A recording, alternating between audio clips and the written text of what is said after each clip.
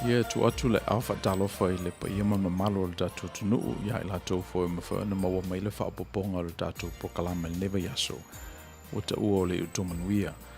Lo tu sao atu le tātou whale whasalau Long Beach, California, le United States of America. I le vale le ma le siufonga le tāua fo Radio Samoa. Lo tau ona Misipouena Tagaloa whaafoina le tātou pokalama le nea fiafi. Ia ma le whaatonu ia tu la epa whaaftaisua I le tātou IT. Ia po whela van mea o whaafonga mai e le tātou tunuu ia o le talo. Ia o ngā pēle nei prokalama e whaima awala e Manuia ai ina. Manuia I nei. Ia ma Manuia I tātou uma. Ia pe whela van tātou masani ia mua na avela tātou whaatu e. Avela tātou whaaftai. Ia masa ili fo I le tua malo nanganga pa ia. Ia po lea se whaatonunga mo I tātou. I le nei whaapoponga I le nei vaiaso. Ia la tātou tatalo. Le tua tau tasi pa ia e, le tamā, le alo, ma le anga pa ia. Le tasi lava la wo fio e tolu o persona. Wa telefo isi I ngoa wa whaaswafa ina I la wo fio. Mātou te ite fo I le mawhaiona ato atoa, o na mātou malamalama I ate oe. Ia le avesea I lava lo mātou nau ina ia mātou pai le tūpao lo la ei. Atou nue maua ini manu ia I mātou. O le naha le whaanaunga, le mafuanga nā walai o na mātou o mai. Se isa ili po le halo fina ngalo mo I mātou I le nei taimi. I le nei vaiaso. I le nei malu o la o fio I le whai e lima.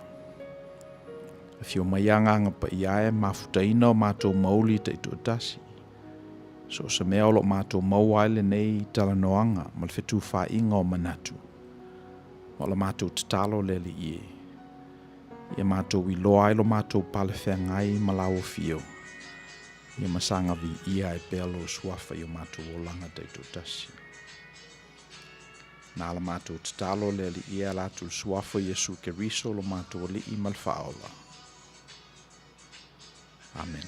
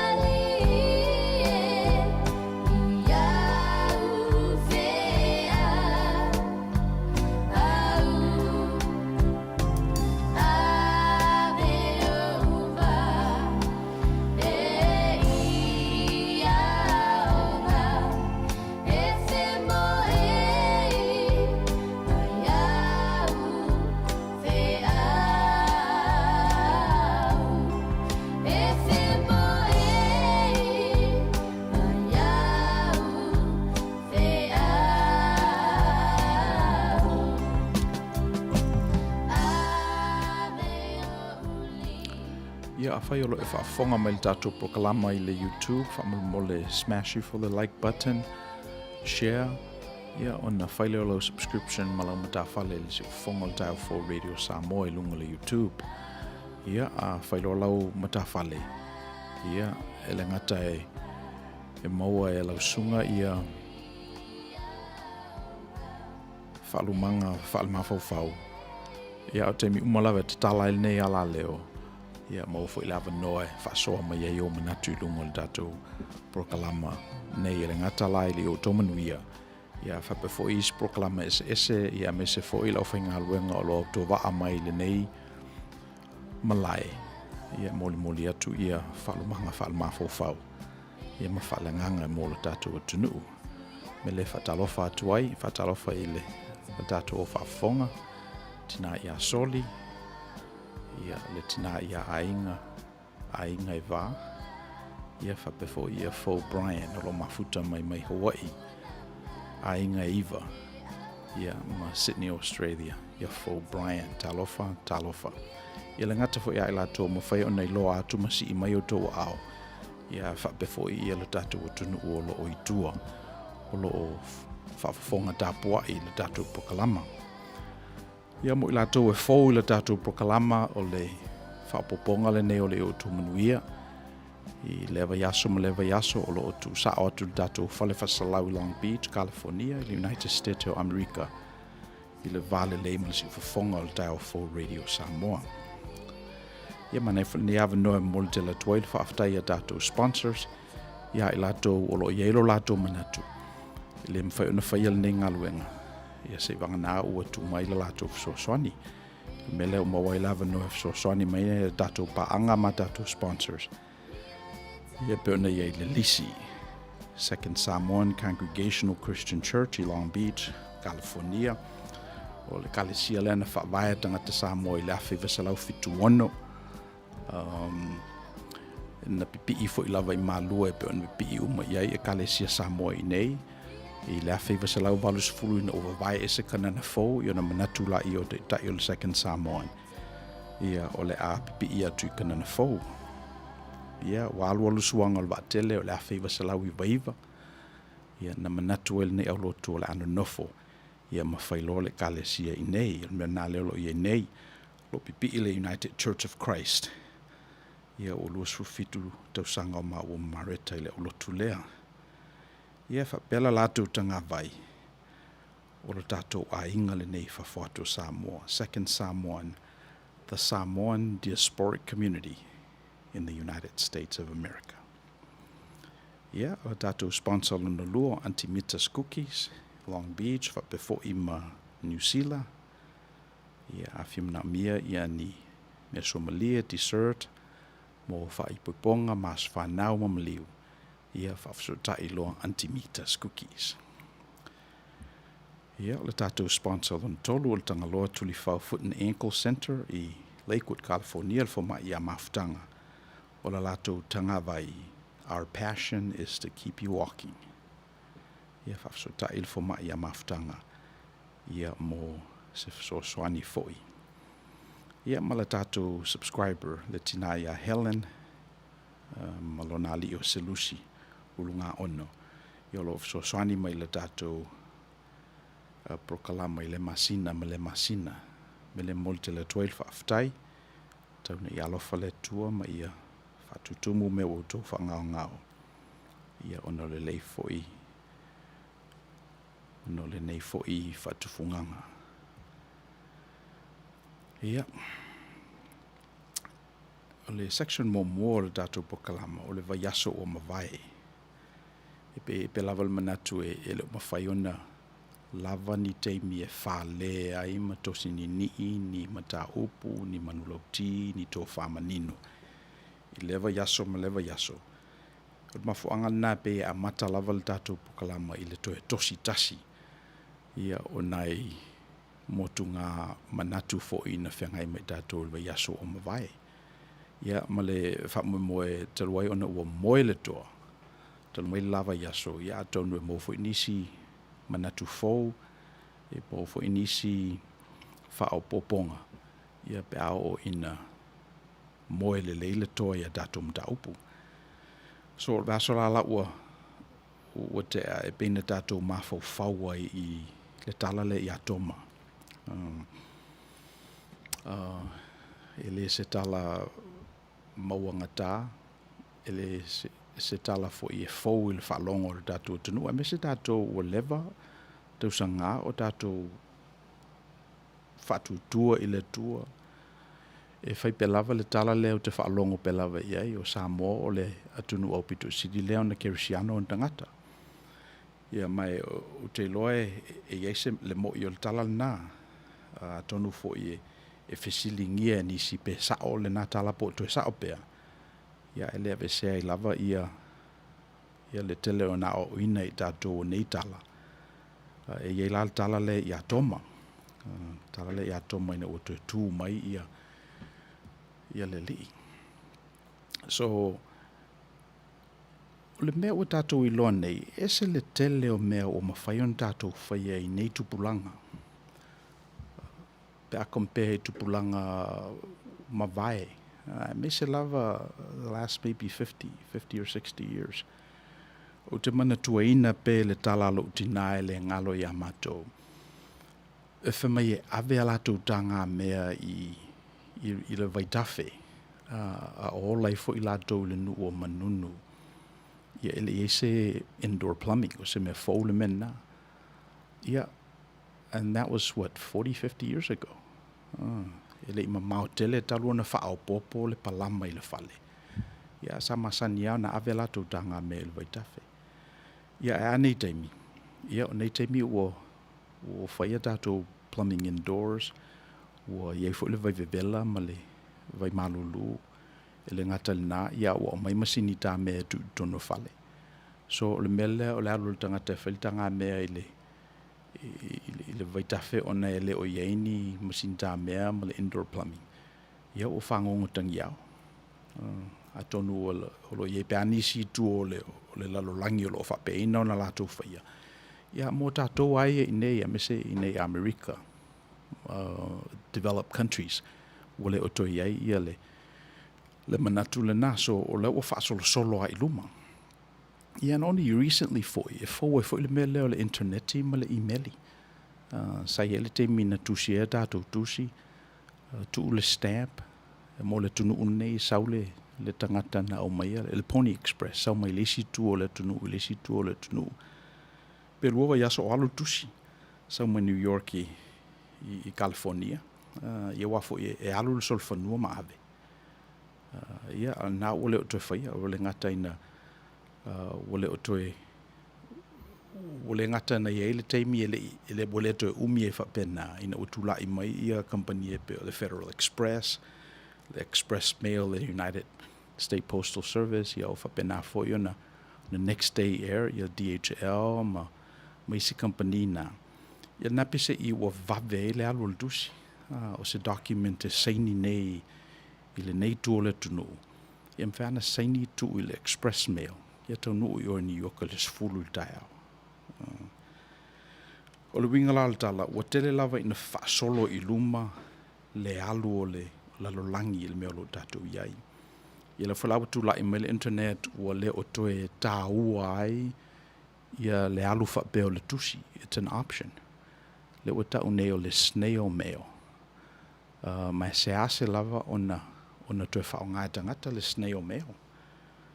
Ona ua ia isi a wala vave ua track ai ia ma le emaili fo I o nai e mau umai ia meli. Ia wa ele mamavai te le atu na talia ele legal system le email as evidence mail. Waina ua fatoa mata lava le emaili le awhi visalfi tusfulu. E peo I nana fesilingi ai pe se mea mo I le melea, pe se mea mwhaiona wha langolangoina, talitonua, pe le mwhaiona sui nisi I le texture le emaili, mea wha pena sa masalomia ai. Aina ua whalele tu la fono, ma ua whaila lato wha iunga le email is evidence. O nalana amatai loa na talia tele I le emaili. E whaima a wala e communicate ai ia le manatu mai lesi tu. Ia a tupu, it happens instantly. Le tau whaatali tolu 5 minute. So, mafuanga lau whamatalai talana, ia maisi fo ilava mea tau te silafia mai loa, ona o te le suinga o le soifua ma le ola o le tangata. Ona fesidi lola i o tātou pe ai sea le whaapea ai le tele vave o le tātou o le whalenganga. Pele ale me le mawhai o tātou whaatuatua, ona whai atu le sukamina le nei ia lia ina matotohina i le moana. E pei o le mea nā leo o lo whengai ma tātou, mai o le vasora lawa tea, na tātou whaalongo ai i le tala, i le tangata e masalosalo na whaatuatua, ma le tangata e manao ina ia whaisa na ngā luenga. Whaisa na ngā luenga wha le mawhau, whaisa na ngā luenga e wha o ngā ina ai, o na mata, o na lima, o na songi, o na census ina ia mawhai o nei loa e ia le lii. E pei o na tau mai e peteru, ma so o na o e mau, ma whawhine e na lato i loa mua le whaalia le lii na uwhato a tuatu o ia. So e pei e pūpū e le kalesia le winga o toma, po tō masi, ona o na winga le nā masalo salo. A tātou whalongo fo i le talia le li i a toma ina ua, to e whaali lona lua o ia a o iei toma. E pei tātou te itea i e leanga le mena whai e toma.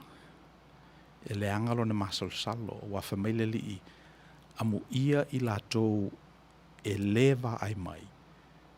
Atari tonu mai pe i a teo. So e pe se i le whaitau o le tangata whaitau. O whale tonu le mea toma na whai. A tato no whama tato va ai ato no le sil nā mafuanga. A leona le o tupu vave le whatutua o le tangata. E tau whetuli whatasima. Technology development siwa i nei tato. Ono le o whaia i tātou, le mele sa whaia toma. O le whatai tai o le tātou whatuatua. O le whatai tai o na whesilingia mea tātou te wholo patatoina. Ta umei nei se manatu. A watu se manatu i lungo le Outou Manuia. Ia, o isi a tangata te te. O isi tangata lātou te wholo patatoina. Whalango lango mai se upo e watu i nei. E le o mua na whaia i lātou le ngā luenga le na whaia toma. Le ngā luenga nā o ia lava e mawhaia na ia whaia. Le ngā luenga nā o oe lava e mawhaia na whaia. Le ala ngā luenga lea o le whaatali tonu o oe i le mea moni. Io wa al tonu unga lava i o ia mea uma o le ala sa ili o le upo moni. O le sa ili o le mea moni. O a whamea tu sa loto i tātou e le upomoni. So, o le vai aso la ua mawai.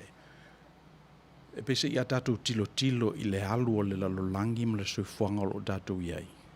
O te lea mea whaopopo. O te le mea fōu. O te le whaaffaingo fie ina o le lalolangi. Ia e pangale pese i ele. Ele o keep up i le tātou whatutua. O kalesia fo'i ma o lotu ma whatamanu o lo utu i eile tala lelei ma le sao le a Yesu Keriso. A le tua e ala mai a Yesu Keriso. Ia, o te leiloa. E peise i ele o ele i whaia i ele ngā luenga lea sa whaia e toma i lona whatutua. I lona pale whengai ma lona li. A wa o te manatu ana whapea ina o na whaia e tātou. Se manu e whapena fo i le tele vave o le alu o le whatutua o le tangata. Ina ia o ngā tasi eila na fola. Ia ma le tūlai mai o mea sapsapaia ia lana folfolanga ma lona whatutuanga. Ia o na tātou winga lola ia i winga o tangata e whatutua ia i le tua ma lona finangalo. Whatutua i le tua. Ia tātou te motinoa lava o i tātou o tangata. se tie tātou tu la fono le taimi mala no whanga, e whano tātou manatu, e uma o tātou taimi, e tōlo tātou manawa, ia e lema whai lava le lilifo lo tātou nau, ina ia I loa le lofa tu no lo tātou atua. Ia e pese I o le toi tosi le nā lo tātou whapoponga I le vaso o mawai. Ia mal te talo lava ia whalau tele le atua le winga moni o ana whina ngalo. Ia mana upu ia I tātou. Ia e whatalofa atu ia le ala Forbes. E lo mafuta mai Melbourne, Australia. Ia whatalofa atu fo ia whatato. Pe ele manatu o whata. Ia o lea whato a taliu mai whale ina ua uma o na momoli se ua whine lea onga Augusta State School I inei Ipswich, Brisbane. Si ilavi inga I le tua soifua no lo nā lofa I leo noa. Ua toe o ia fo ile puna vai, mo se vai a sulima e whafowina pele malo sima leo la whale tua. E tāpasai leo langa le tu maulo tātou wolai. Tusu. Ia whaftai whata. Ia I manuia telefo ia le aonga o lo a onga iso wafine. O le isi lea me ia uaia, o le mea lofa lea lea tua I tangata. So a whesilingia e se isi po ia ele manuia o lea tua I ate ia. Ia, the fact that you have children to take to school, that in itself is a blessing. O le isi le nā manuia. So, ia tau atamiti. Ia whaftai whata. Whatalo whatu fo ia Rachel and Lino. Le alai au lotu. Ia whape fo ia Helen Tauvao. Lo mafuta mai ia I lungo le YouTube. Ia la tātou tātou pese lea ia ona whaawau leo tātou pokalama I le situ. Salamu e nusfur marifitu. Mare foi upu mua. Mare foi upu e sifuru mare wha.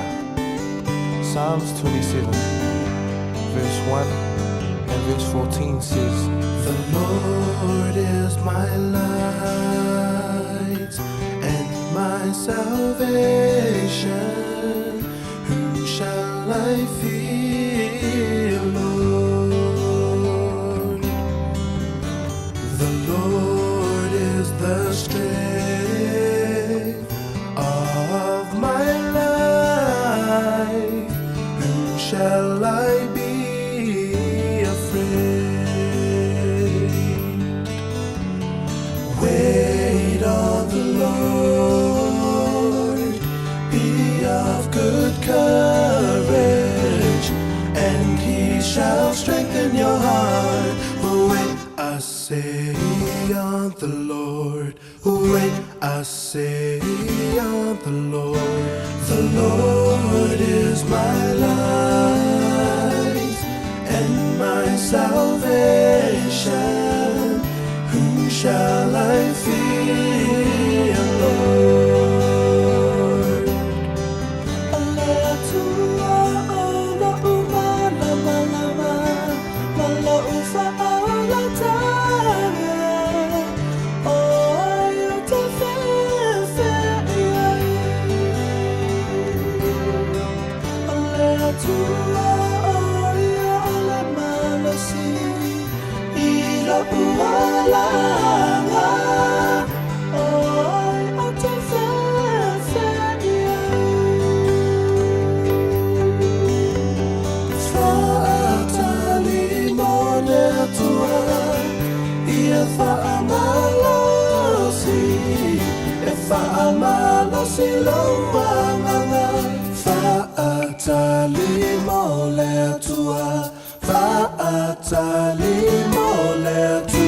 The Lord is my light and my salvation. Whom shall I fear, Lord? The Lord is the strength of my life.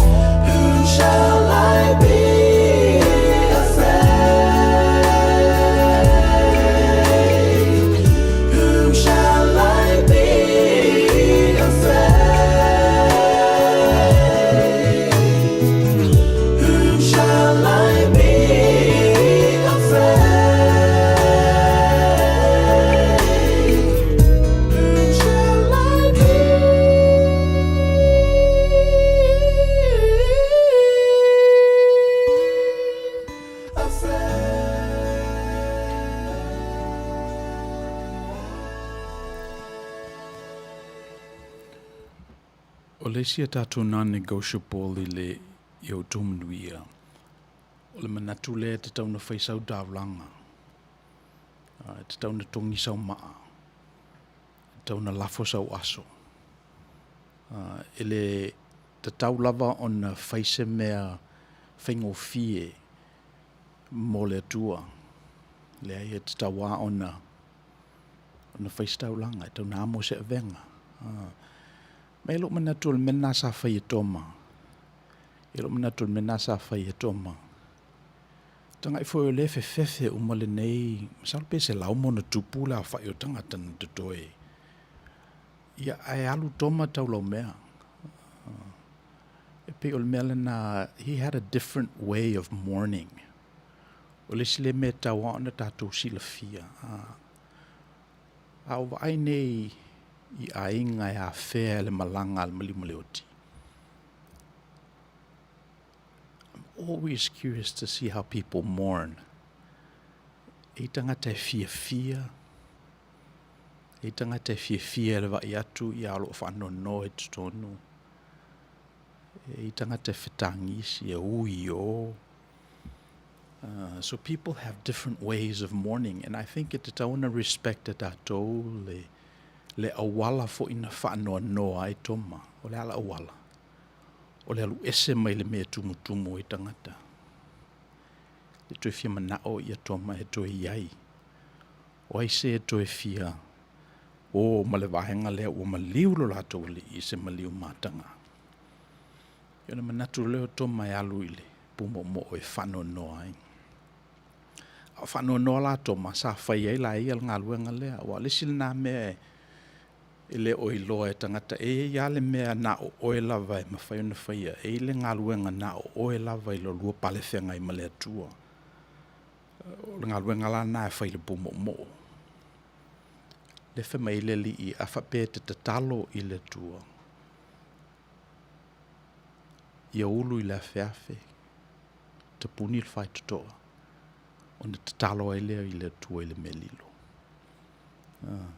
e le se tatalo I le tua o le tu I le o ngā tutonu o le wheta ula inga o alama vala au I le tua le o mena e ta o le fisio a le tatalo la val tangata ia I le tua o le me whai le panga noa e whai le pōli uli whai nā o ia lava e le o manatu mai e seisi o tatalo la nā whamile li e whafofonga le atua I a te oeolo tatalo I le melilo e au mai whaali alisa na tali I a te oe.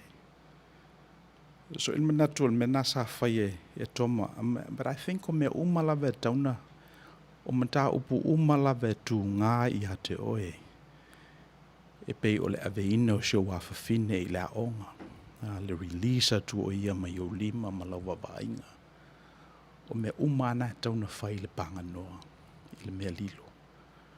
Lo pale whenga I o oe, ma le li I ma lo wafine fo I ma oe ma le li. Ma le tau ainga pu mo. Le tawana ili se pu, wa o ngā luenga nei. O ngā luenga tāua e tauna whai le pu mo.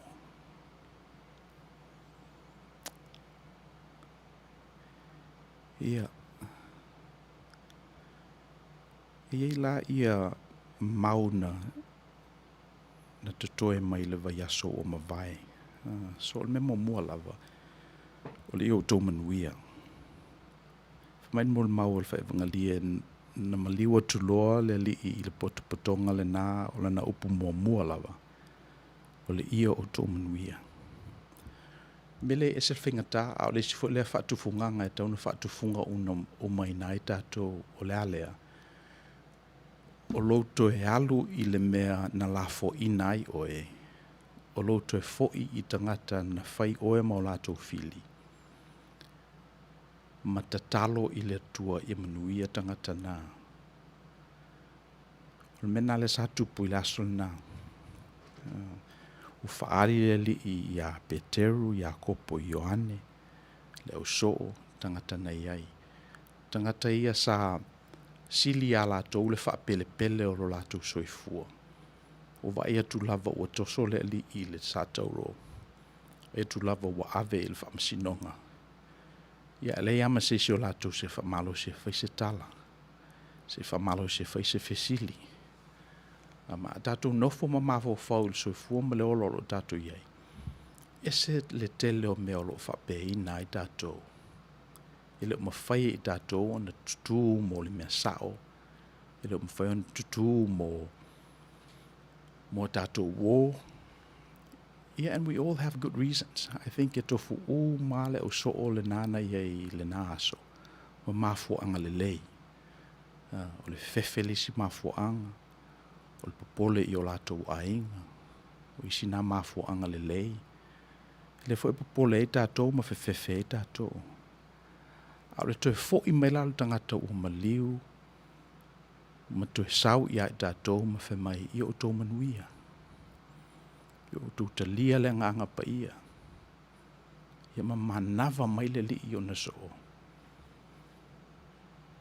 O se whaatufu nganga o pito sili nao na mawalunga. Mai le nao le li ena, mwhai o na whai e, mwhai o na whai e tātou. Whai o na whai e tātou, le taulana whatel tali se te le se mafu anga e whai o na whai lea. Le, it doesn't have to be heroic. E lo mana tu e anai mela iti. E te tau na whai e tātou, mai ma whai e tātou na whai. E a matai o na whai ta i le maso le nā, o le ale maso. O le tatalo mo i lātou, o lo ita mai a i tātou. O le tau ma fōwhau pe e se te mi talu e nei na. Na o whape i nai o na whaia. Mai o mantua i nai le tangata ingo i a Mitch. Na latu fo i volunteer i la mātou food ministry. Ia. Mai tau ina fo a winga vai o le li i ono fatule ia. So ia ina malolo. Ilo manatu e le o le vala au le o lo vala wina. O e ia i le tu o le memo mua. E le leila o palefenga i tangata. He's very abrasive. Ia melo no lua. Ia e fifia o e lau truck e ave mea e le fale e le momo o na tufa i tangata ia mai. So it really defeats all the purpose. Ia malesi melo no tolu leo te mai tawina. E pe e lo manatu o lo e whaia se service mo tangata. Which is a very dangerous place to be. It's called virtue signaling. O lo whaia leo se mea leanga o le mea nā tau na whaia le tangata kirisiano. Ia malesi mea lea mātamata mai tangata. So mea nā e tau na whaia te umai a tātou o lo whaia mea nā. Ia na le fifia leo le li. O halu whaila na sign na sau le lunga o le whale sai le isi vasu na so e sau protest ia le mātou food bank. Anyway, long story short, valvala au mai a il telefoni ma tu mai upu maso ama palau vale mai il telefoni. Ina ua umalo lavalo na malo si wale sile me mana i el melo il telefoni ma fain e cancel ina tangata. Ina vala au mai ale il masini ua umalo na malo si. O tu sia ke tu le ini messages. Tasi lua vai aso. Ia o fatu rola ia il vanga ia Patrick ia o mei ave le truck le a umantu fatato mea i ona. Fa leo le truck le ia na avela i le lato apartment. Anyway, long story short, whamtala ina mena ona e ma whai fo lava e oe ona whapeina ona whai. Sa ili se tangata o loo angaleanga i a te oe. Ia ona whai le whapeina. Tele o tools o lo ia i tātou mwhaina whao ngāle e-maili, mwhaina whaile text, mwhaina messenger. Mai tau i mea nā, o te lofa i ate oe, wal mea nā na whailele, ia o tō manuia. Ave i au wha manuianga. Ave i au wha manuianga, e lo te mawhau whau atu ia oe. I ste mea wanoa wala au mai. So tell him you love him. Ask him for forgiveness. Let's see, what's it? Tell him you love him, ask for, and tell him you forgive them. Pio mena tolu e a matai ona te pena ia le whatufunga ina leo oe. I le whatufunganga le na whatufunga ina ile li. O le mawhai e ia ona te tali puponga ia matoe fo'i mai e whai tangata ia na le lawe ina o ia Outou Manuia. So I'd be curious to see if be fata ita ia se si ia nai manatu ia pala fo se me mawai ia wai le ua tasi lua neva yaso talo ona aru le truck e ave mea ai le li mitch ia o le pisa mai al telefoni ma afa penale wing o tangata e fia lava e whaingo fia o naita le tangata ita mai te tau ana resist tātou tau na amoro sa tau remena ia wa oisi alana ia tonga fiti e whai tama ia wa fo le tampa pa el tama lea tui o te whai ala ia sole se o ele mau ele i le wha mai whaele le ta o le white privilege e te whanau mai o nei te le base 3 ne federal waila i e base you hit a double le whangai na le nao le analogy o le baseball e wafo le baseball e te tai i le home plate a tala lau tai i ne arula i le first base into tala i le isi le polo ia mo lava no alu second base a tangata ia with white privilege na whana nau mai al third base e lo lato manatu o manaru le first alu le second alu le third le lo le ai na mai le fa mai score ma fia aro fatu sole met uso ele fa pena so e la mi tonu te tonu fai tato we have a moral obligation if sa oi me ia while mela ilo fa tato e pisa tato sa le palangi te au tato tali tonu mai me fa mel tambai o me fa ai tato vai e ma tato no dia ma ia e fatalitali se sause le pala so o me la tau na fai o le fasa o le me pe asau palangi se Mitch vai o le kale sil me ne le tau na fai o winga na o le ngata be verbally abuse o enai Filipino ia laiti ia le launga fo la o le me ai le lo fale so le ile le men na ia whaasa o lote ia ele fi aila. So le winga lo dala, e pe ia ile winga nae o le mea te tauna whai e tātou. Ia ato e la si o le mea, wa omorana whaasa o ato e si pini le mea. Ia o na mawaila i o lava no lea. Wana le tai aru loa whailanga protest, ma whamea ma me rwhewhi au ai tupe ma. Ia, anga le lei pela vai ai.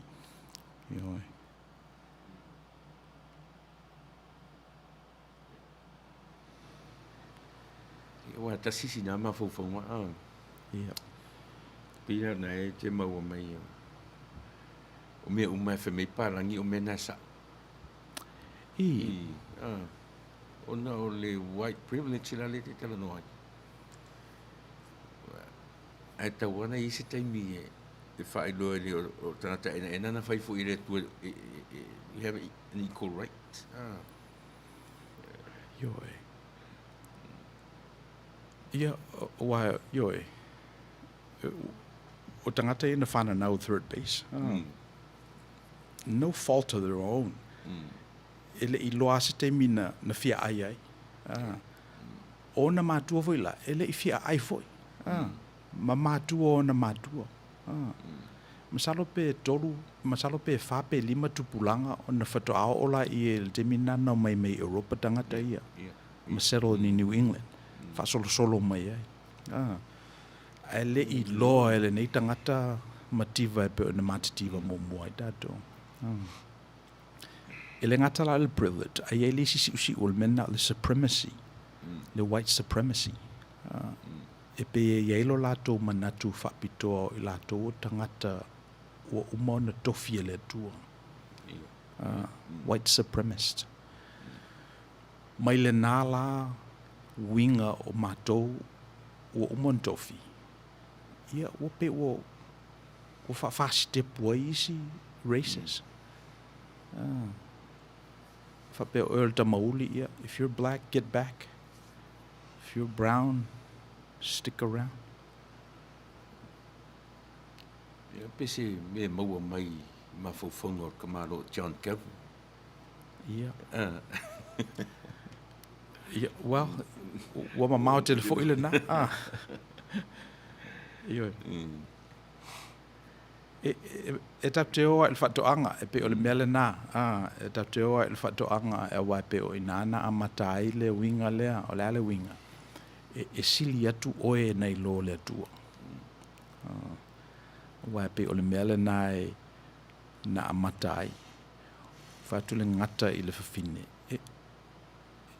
E mo i e whaasa uma me uma. Ia, e whamil whine le ai. Tanga me uma na o paua lea. So, o le me momua la le whatufunganga. You have to have the ability to say, bless you.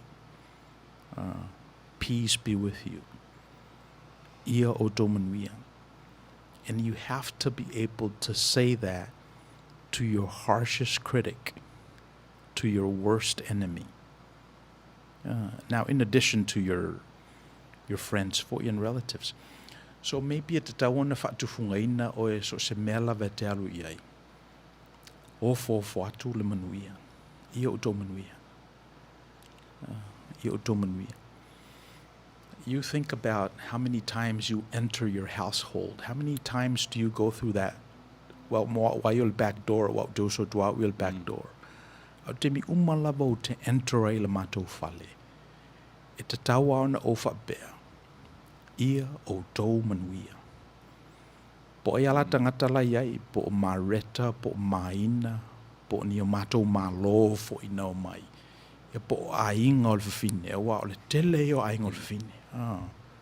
O te mi umalava o te oso ai le whale, o te uru whale ai le whale, o lai ai ainga o le whine. E na o whaiatu lola ia. Ia outou manuia. Peace be with you. A whatufungaina la o le melena. And if you do that, how many times do you enter your house? 4 or 5 times? Pe te alo e whelau whatau e sau ia outou manuia. Pe te alo e, te tāpolo e sau oso le whale, ia outou manuia. It'll get to the point where PCI o le melena o e whai. Just like rock is hard and water is wet, you bless people. Now, e manaia le amatai upu. Io e pitusilia o le manaia le seti o lo wanganga, ma lo mauli. Se o e hata mana o whamanuia tangata. A seti lo lalo mafofau mo lo mauli e te mana o whamanuia tangata. Ia o le meala nai tau muli e fo i le ngata o upu o mata. Ia malo tino foi. So le me momona o le melo no lua famile li i manatua wa o onga. Manatua wa o onga. So mind you, le fatu atu tu leli. He's got about 40 days. There's a 40-day window period. E tau mawhai e convince le tangata I lona new transfigured self. Masani a ia au so o ileli. Masani lona tupuanga. Masani lana appetite. What are some of his favorite dish? E masani yona winga. A o lato mafuta. I la letino. Aina ua luka ngata I fale. Ina ua molia o ia I moli angale. Lotu whape malamalo. Ina ua whaasata roina o ia. Ina ua whaalataina o ia I utal se kara. Ina ua maliu I le maliu matanga. Ina ua oti. Ina ua tu. Ia peo ina ana amata ilona ta pena. Le wha malama ina le li ma le wha tufunga ina le li I ona so. Ina I mawhaiona lato I loa o ia. E ese mai nei lo lato I loa o Yesu o le maliu o ia. Does this make sense?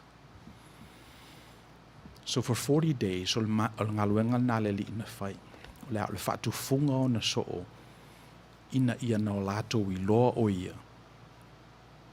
I isi o wala ese mai nei lo o wala na lato I loa ina I mua o ia o le maliu.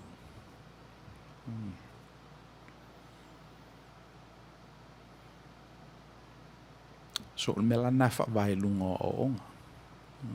O onga lai pe e whawhaoanga ia le whaatu funga ina o le mawhawhau le soo, ma le nganga o le soo, ma le mauli o le soo, ina ia na i loa ke riso, incognito.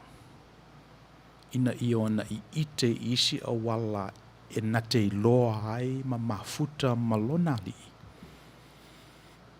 Ese mai na i loa me na ma sani e mua. O te mantua ina le te mua lava na o whanoa noa ai na ua maliu seisi e la talata mai au. O lo anti o vai fou solofa sa whaife au ma e to ina i ngā solofa i mangiangi. Salo po sulfa po sulima o tausanga na maliu e lo matua. Mai o te mua nana o ilo ai whanoa noa. Te mi umalawa o te mawhau ai, o te mantua ina o na winga. Wa lo matua leanga e ula sikaleti te le e lo matua. Mena te mana tua ina. E alisia na me fai, e fifia le pele fai, le pele sful todo. So le mea le na, o matu lava la wa onga le kolisi, o waru lo fel ma pele. Wa si lo matua o matua. So ina o maliu la lo matua, ele i whamala la male le mai nis atou na whamala la mai ele i maua e au.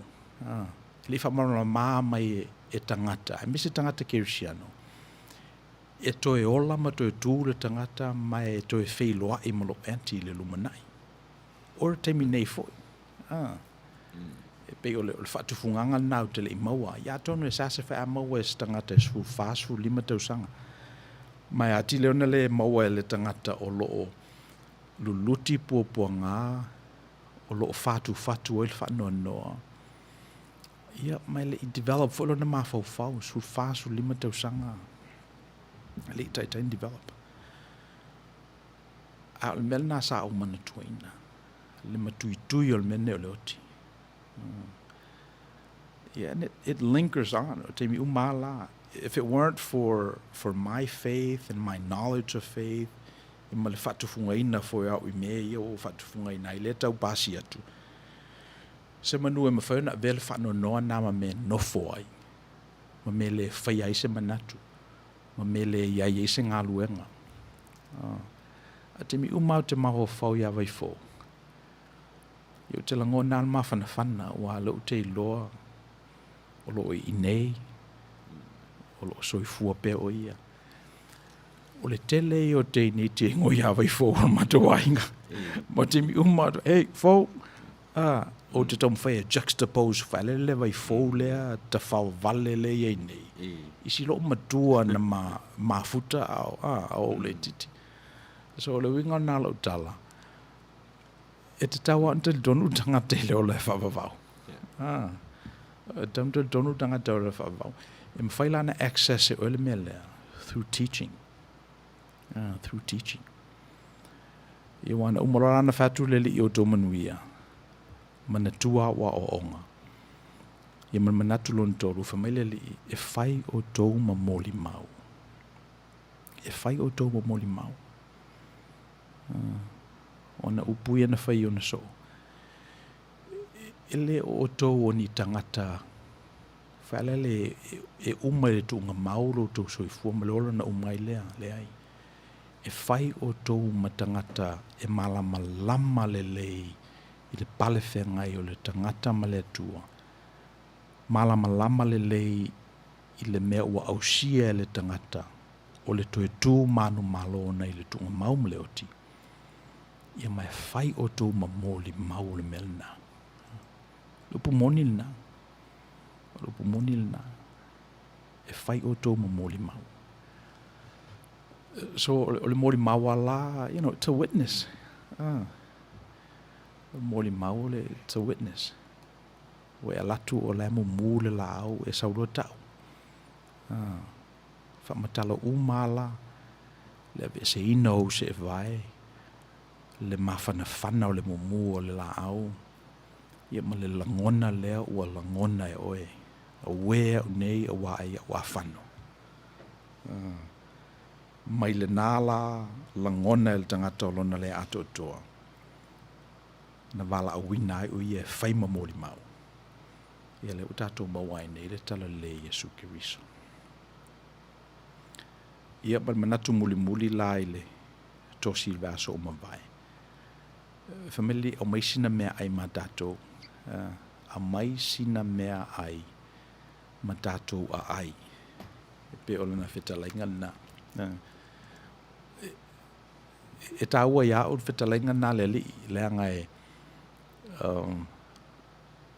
me momua o le mele na e lo ai o lo o ia te o le ola. O le ai. O le ai. O te lein tangata matutu o mafuta fo i ai. Mai e alu ro lava lato appetite. E umaro lava i ro lato nau i tau mafa. Ia o nei loro la ia o te pena lato mo le siola. So o tato i nei a la ia te tauana ma whaisina ai. Whaisina ai. O ne ngalo le tau o le tausio o tato tino. Wa le malu leo le tua. Fafanga i tau sami le lei. Wa le nā tātou te whalau te lei nai whina ngalo le tui o tātou ai. Ia, e pei o le mele nā so le whesile antu lai me le vaso o mawai. Pe wha pe whea o na tātou osi e kalesia pe a mae ale nei pandemic. Ia tofu a tangata malantali. Pe o le tali al tātou pokalama. Ia wha o ngā tau mafa. Te pena se tau tenga. Fai se mea te tau ai. E se mana i o le upule a tātou. Mai o le mea te tau ai. That which is proper, that which is necessary, that which is essential. O le mea te tau ai. Ao le ai. Wala aua wō ma au mea mamai. Tufalta mau ainga o le tuolo i ai tātou. Ia na tātou whawina i leo e kalesia fia i ai li. Ia na o i le koratana nafi. O alatu fo i o la mask o malo ia ma le whamasino. Ia beto o lua tangata no fo i pento o miane e wha solo mai tangata. So le winga lo tala e pese i ai elo manatu masalo po le ono sfuru o mātou nei tutonu o le courthouse o mo manatui. E pese i le popolenga i le pasi al siama, al ferua i al siama. Ia na fai whapena ala i o tala. Fai mamao, fai tua mai o le talipapuni. Ia, ma le fai a ma le mautinoa. Ia i le ferua i lungo le ea. Na PC a il tangata. Ia o na toa i leo lana manawa ma umaloa. So e whiwa i ala tātou whapena i le nei vai tau e pese i, that seems to be the way it is. O te leo lopa ale te me umai. Ia, al melna le ui nei tātou, that's the reality that we're living in. Ia,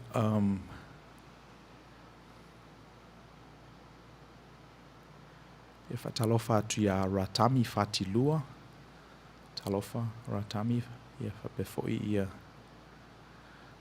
na e tātou uolo o mafuta mai. Ia al whaapoponga nā o le tātou tosi ilwai aso o mawai tala i atoma. Ia mai o toma e pese i o ialna na atia le kalesia kerisiano intia. Na umai a fo ilona ola whamaturo i le avenga o le tala le ina. Ia la tātou tātou pese le vavaya ia foe i ona whaapopo atu lea o le tātou pokalama i lisi tū.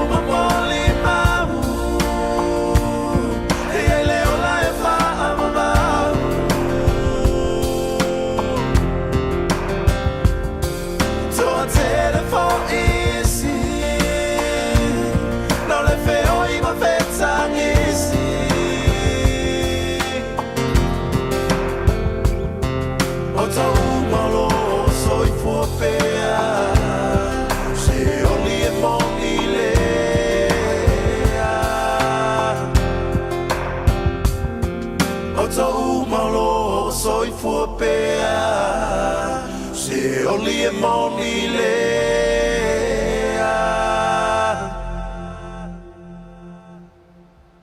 O le vaso o mawaena i ele tātou malo o Jonathan Bowley Lafaele o le whewhiau mai Australia, New Zealand. So nala sa le mo este mi ava no fa awa ia fa o mai le interview le la fa o matu le vaso nei. Usi lo fa fonga.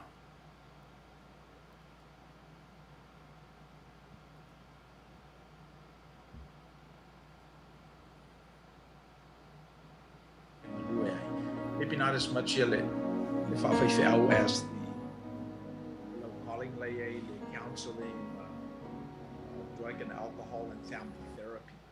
Maybe say something about that. Io esa ona o lo langa lava. I lo tinale tina lo tamasa fai mo tina no tupu ai. O lo va aia ia le me le loto feso soani. E tele o taimi e tingauna le aise mea e tau mawhai ai feso soani tangata. So from that growing up o tilo le me ta o le sharing o sa wala nei ia pe ole vaenga le wala ina alu ia lo ma fo fau. It's the social work side, which was the reason why after I for training, theological training, I took some papers for social work and counseling, and hence now while we office of Sinonga as a registrar, I didn't last there. Ya wele o ele o yese misiona o ye tonuina ile atonu sa yai. I never knew that. I didn't see that. But was le social welfare.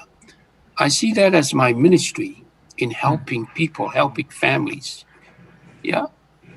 Lena amata ilona ona nga yai ma unga lua pen fayat. My father resigned later. For my now to for ya don't know mtanga I did some contract works for them. Peter fai tuai pe ele Manuia te tau e ele langona fo leo te tau e set up. So I set up a limited company and run some services, social service. So all my referrals were from the department. Inga o nai whanau, sa whai ala I nei lo whale. O na whai eile o ngā luenga I so swani mo la tau, o alcohol counseling. Mfo ileo nai mātua, parental counseling mo nai mātua o whale tonu a inga. E o lava la ele sa uraninga le, e la porka mi sa urani tau le triple P. O le triple P le mo a inga. O le parental, positive parental program. Sa ofala ye taimi o te usu, umana whai counseling. Ona waaile I le whataunu o te usu I le tae au poa, le tae le fitu. Ona walule o nofo. Ai ai le ia mea sa mātou talanoa ina ma mātua. Ia whela le whainga o whanau. Pe whaisala tō talsanga le tae au. Tutuli o whai fufulu mata ma sauni le aonga. Po o le ale ngā lue ngā mātua le la whai. I le ina ia positive le la tō ngā luenga wha mātua.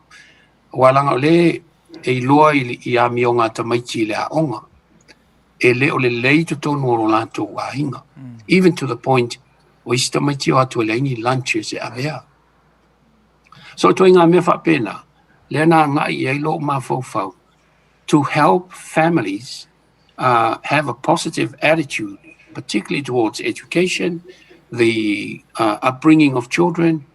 Tu tonu ai na leo langa wha Samoa, ma leo langa wha fole tapo inga. Ina ia iai tu tonu as part o le li o lea, I la lato porkalame. Ia iai le li o le na e o fo I le fiafi. Peo nai mea ia sa tau mawhai so soani ai. Ia ma tau mawhai ai e anga iai. Ona o le tūlanga la lea I le social work side, Le na tau mawhai ai o te stika i le tū lea i le whesoaswani ai mo nai tangata. Ia, te le lopo wa tali atu la fusiri. Yeah. What would you say is the biggest need of our people? What is the biggest challenge? For those who have just arrived, the new arrivals into New Zealand, I'm talking about the New Zealand environment situation. I think their understanding of the life in New Zealand, that is the biggest challenge. And it's going, if I can put it this way, ole langa fo ile the cultural shock. Le ese o le mea sa ola mai ai, ma le mea ua o mai ai. Ia le ese senga la lea wae. Le mea fo le sa tele aina i o tātou tangata, le tūpulanga talavou, sa tele ina mōlia i leo. O leo langa fo i lea i o sa moia, a whai ale pāki, le ziku, ia pisa i ala tō i le aia se mea e, fo i lea vanga nāmatai, fo i lea tā ofi. There were controls there. La ye controls i tonu o nuu, i le whainga o le nuu, o sa whai, e ye le taimi o le whainga lotu, e ye le taimi, pe o mea sa pui ai, o mai nei, o le telefoi, o tau leo ni lotu, tūpulanga talavou, ia ua whaasolo a toa, e o le sai tonu o la toa ai, ia pe ua malo loma i loa ngā luenga i asfaraile, pāti mai ai le sto na ia luma le sa. Control Samoa. So these were the big challenges that people faced, in New Zealand. Yeah. So a bit of life skills, le melna le te whalonga tumo mai tau ina. Pe o le se tau fiofi mo tatu tupulanga. And I think correct me if I'm wrong, but it's that age that I talk about on Outou Manuia. It's between 13 and 25, 26. Is that where the problem kids are? Yep. Yeah. You can say that again. Yeah. Because with the department, when I was with the department, o le age group it's the children, young persons. E sau I le vaenga le mai se fulu lua tau sama. E tau le lua se fulu tasi tau sama. E o le vaenga e sa alu I le concentrate I le ngā wenga. Yeah. Okay. Yeah. E whakasa ma le e whakasa nei se mafuanga nā lai ona pipi I mai le au lotu le nāna lua tau sia I kale sia whau I tutuila instead of malua I uporu. Ioe, ole vai taimi le ele o tele ni e kale sia e pipi atu I tutuila. E na ole tasi lua tolu wha au lotu le vai taimi lea. E lua I Wellington ma le lua I lunga nei au kilani. O Wellington sa ele sunga to ina ia tiso, pānapa. Ia, ona saule ma sunga ia Jeremiah Allen, la e lo ia ina ia. Ia, pe o la ue sa ila lo, o lunga nei, o to ina o tipeni, le sa ile e whakasa. E tai o a lava tūlangan tupu le vai tau. Ia, o manatu ai foi e ui atu I tutuila. Ia, le ala nao ai. Male kale sia le sunga ia kirifi, sai I mangele. Ia pe o kale sia na o tutuila. O tangata sa lo lotu ai I le kale sia I mangele, o I mangele. Le na o whaatule au lotu lea na amia maua I Mount Wellington. Ia, o le la na whaatue lo le au lotu, ia ma wālai o na watu I tutuila. Pe o le amatanga lea o le vaenga lea, le pe o na silingia. Ai le to tele. Ua pese I olo I pe lava I au lotu na olo pipi pe I kanana fo, even though to tele o tangata I nai I au kilani ma New Zealand e o mai pia, mai poru. The majority, if not all of them are. Pe tai o leo ua iai au lotu tu se tasi lua tolu fa lima. Ono leilunga I nei au kilani. Ia, o lua pea au lotu I Wellington. ia o lotu na o lo hanga I kana fo ia le lava wa le leile fewa I fo ima fitu fa ima le e fakasa no le majority le o tangata Samoa ia o lo lotu ai le fakasa ia ma lo tele ala tu o lotu o umon fa tu I New Zealand nei Iwa pe ole similar setup for na le olo I amato I America. E to tele a ia o lotu pipi I kana fo. Firolo fo I le numelo o lotu lo pipi I Madua. Ia wa ia le tele o lotu ia pe se ia le o I Samoa. Ia le o faule United Church of Christ. Ia mo pi fo I mfalapo potonga a lotu Samoa le o fau I nei. E to focus o I nei. E le o ia se manatu I nai o lotu Samoa I New Zealand fa pe ina na fai. E le ai, wa le ai atu o te leo maa wa se tala I le vaenga leo. Ai sa ia rumors were around in the past. Ona o lo ia le vaenga le whakasa. Sa e lato mau fo le meo le whai tūlangi, they called it. Ia la New Zealand ma Australia. Le sa tau whai fo le pe, ma whai ona whai a fono, ai o atu na o sui pe a whai se fono au I malua. That hasn't happened, and I don't know where that is. Ia wanganala le whaka asaya. Ia le lavalo o pipe le lato whasolonga o lato polkalame. Ia ele fono le o lua tausanga, tai lua tausanga mwhai atu I tutuila. I kanana fau. Ia lo o pe lato le navaeng. A le lavala o ele I aise mele o le breakaway o ni. Au lotu fo I mai inisi wangana ai.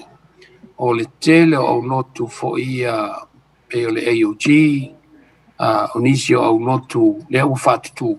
To tele au tātou tangata fo I o lo lotu ai. Au se me sili leona I lau lewa ai, sili un tāua. O le meo le nganga tāpua I o le tangata Samoa. Po le alava po whea lava le ka le sia. O le lava o lo tū maulo lātou nganga le tāpua. Pero lo lea fianga o lo iai ma whawhita iai le tua. Yeah. Do you think maybe o mai te mele any denominations? I'm hoping that it could happen. It will happen. However, I don't see that in the near future, in the immediate future. Maybe o nisi au ngā tūpulanga. And I'm hearing it from the younger generations. Le wa le telefo la to le siningia e whakasa ma le e whakaasa. And even our PIC, the PIPC, because as soon as they reach the age of 21, 22, anga ia tudunga I umatua up to 35, they don't attend anymore. They go to another for le sisi kalesia le pe e whaingoa tātou le charismatic. Yeah, o alava whaingon. Yeah, ele taun whaingon whapea. All of us are charismatics. O le melana leo te ilo ai. There may be a time when that will happen. Talk some more about your community development work. Le elo post le chairman in a number of community organizations. You also have administrative roles within some. Ia, o le pei o le lautala le nwhai atu ana le lai le. I ngā luenga ia le mālosa au iai. Pei o ile nā o ina ia o le atua I nisi o to mai. O te lei tau alu se universite po se a o ngā e a o ina ai le fausia o meo whawai. Constitutions a mafutanga le ai na o ai tonu ngā luenga sa u iai wa sa I courses sa whaia ia ma o mea sa o attending ia ma o walu ai loe e develop meo community groups in the community to help the community e la o group Samoa ia so sani Samoa o groups to Elau o Tonga Niue various groups in the community so that they can provide for their own communities, particularly le ngangana o anganuu ia o inae mawhai ona lātou fi whaaswa iai.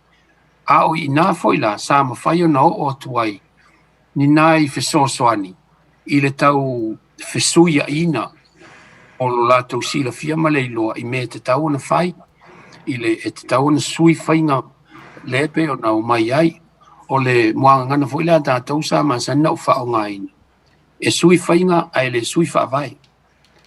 O le pe o lou lea tali tonunga sai ai. O le whaasa moa ai o le whaasa moa. Ai ai lo tali tonunga a le move, a le minoi, a le esi swinga. That's a dead culture. So a culture needs to evolve ina ia iloa. O le hola lona winga. You are catering for the current situation. Al whaavai ai o lai el whaavai o le anga nu whaasa moa. Pe o mea sa o tamu whai au e whai. Ia, o le tele o whalabo tutonga. Ia o le mea lea o na e manatu lātou, e le lavalo lātou i loa. O le sa ia so se whalabo tutonga o te lātou i set up. E tau mawhai ia sau, ai hapea e sau e taitai. Hapea, ia, o na, o maua lea i le langona lea, okay. Le la o lātou taitai mo se taimi. Because every group that I've set up, te tau na ilo le lato structure lea. Lona winga toi whai pālota i le annual general, the AGM.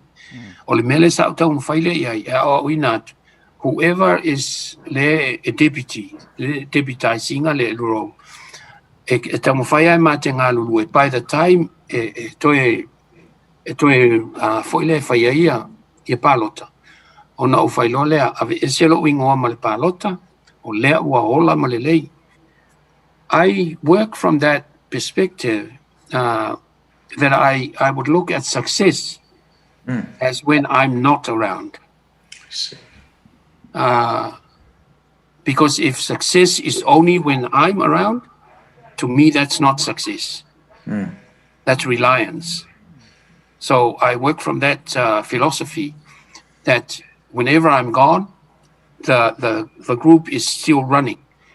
And I'm glad to say that I've got 5 organizations, or Samoan organizations, who are still running at this stage, even though you are going back in the 80s when I set them up.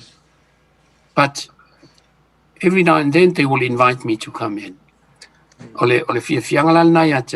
me, although my name is not there anymore, I still look at them and I say, thank you. This is my success. To me, I had something that I contributed to make it a successful organization. While if I pay out for nofo, whoever is taking over, they've developed it further. Wherever I took it to that level, they took it further to another level. So that's part of being successful. It's people who have been developed to take over the reins. So that's my community development philosophy, and that's how I've done things. And as I said, I am happy, and I don't have to name them because people might think, oh, yeah, but it's not that. It's, to me, I'm really happy, and I thank God that I've had something to contribute to the success of those organizations. Yeah. Jonathan, would you say that our people are getting better? Our people are getting better in New Zealand now compared to maybe 5 or 10 years ago? Much, much better. Okay. And I will say that without any hesitation. Taluai, tilo ile taimi na Outou no mai le fitu le ai mase, let alone ia Samoa, al Pacifica. No one from the Pacific was holding any high position. Pauli tangata Pacifica sae, he's half Kokal and half Samoan. He's Mr. Williams. He was the chief executive officer of the Maori Affairs. And Maori Affairs were looking after the Pacific Island affairs. So he was the only one that I can think of that held any high position from the Pacific. until much later, people were beginning to come up. Even to this point, o lea ua fia se fulu faipule o loo iai ale, particularly Samoa, ua au I lunga I whainga upu I le Parlemene, o lea ua o atu, o lea ua iai a Cook Islands, ua iai Tonga, o lea ua amata o nā ngai o tātou tangata I le whaasoaina ma le filfilia o tangata mawhai ona run ina le malo, even in council, the local policies, or should I say local politics, email councils. A lot of them, o nei I le pitonu le nei, mangere o tahu, o la lato council, le iai, tangata o le iai tonu o le board, e toa msalo toa whale toa 5 Samoa leo lo iai, mai le toa valu o tangata. Toa valu po toa iwa, toa 5 Samoa, so half of them are Samoans. The other ones, tasi le Niue, tasi le Cook Island, tasi le Palangi, I forgot the other one, but even councillors, the other level up, because these are board members, on the council level, o le foi o Samoa lai councillor mai o to o Samoa lai councillors I nei I South Auckland. So people are really going up and up in all aspects of the life in New Zealand politically. Yeah, so and that's a good thing. I mean, e to alo pulo fo ya o to lo in New Zealand. Tino fo pe mo opo affair e fa pe ina yo tatu tangata nei America. Ia atonu e whaale teime te tala I le tuan na fo ia wanoa. Malava ia. Le tamu whainga tu whatasi tato tunu. Legacy. O le ase ngā luenga e fia mana tua I nai oe. O le ase manatu. O le aso sao I lo tato tofi atunu. I feel, or I believe I was successful in government positions. Because I've held some senior positions within the government. But o le fasili le winga I se legacy foi leo te manao e loai. O le ngā luenga le atua. Le ngā luenga whawhaiwhi au. If I manage to, how can I put it, convert somebody to Jesus' work, to Jesus Christ, that's all I want to do. And that's what I'd like people to remember me as. O si whaiwhi au ngā leanga, na whaia le mea lea, si whaiwhi au ngā leanga, sa whaila mātou wa onga I a leo o Manuia I le ama lea, I le anga I luma le ngā luenga le atua. Sunday, the next Holy Communion Sunday in May, because o leo te interim moderator I le ekalesia to lau, al PIPC. I've got 5 elders that I'm going to commission to the eldership in whaopopo ina pele au whainga luenga. So that's the type of development that I'd like to do. These elders, they are young elders. They range from 25 to 32, 33 of these 5 people. And it's both women and men that I'm now commissioning for eldership. So that's, I think that's the answer that I would give. Yeah. And that's beautiful. Elo manatu elo malamalama tele ato lo tatu watunu ile ngā luenga na whaio tatu tua aina o talia misionale o tatu lau ele la matanga. Correct. Matalia la tau le theology ma le whatutua kirisiano. Le peina wha ofu mai initially denominations. Ia lewa matau na tala I tua ma mai loa. Le o le mea o le matua te le lau. Correct. Whole notion that one person can make a difference, can make a difference in the world is just so fundamentally basic in the Western civilization. Yes. And I think Natalia o tatu tua yale malama lama le ato tua. Pole ale wing on melena lato talia. Wai e pe la tatou ia piolo o ia pe ia suafo i latou na talia le tala lelei ma fe mai fa o latou pa ia i le tala lelei ia amo tatou lava i le manua telefone o le o toi ese se tui manua o le toi ese tu manua ona he literally fall on pa ia i le tua malana so ai ala se ave ia fa mua a tangata Samoa le nai tu fo le Samoan archipelago ia e pe o ona lava le tua ma le tala lelei ia superiso e wal sa no fo ia al mali toa ia le pe na sila fia ia tawa ma uma tatou pa ia ai avele le ele sunga le wa mai le sunga le mali to o sunga il fai fi au ona olona langona le ia ave alfa mo i le tu a tau no fo le patele ia tu fo i tam se ia le fionga le patele o tu manga o tu elanto o fa tala le leina ina ia ave la to fa mo i le tu pe o la ulea fa o popo i se vai ngale pe na sa no ia anei lama fai u ia ta noanga. I'm looking at some of the current issues Yamato Black Lives Matter, is that a concern in Aotearoa? Very much so.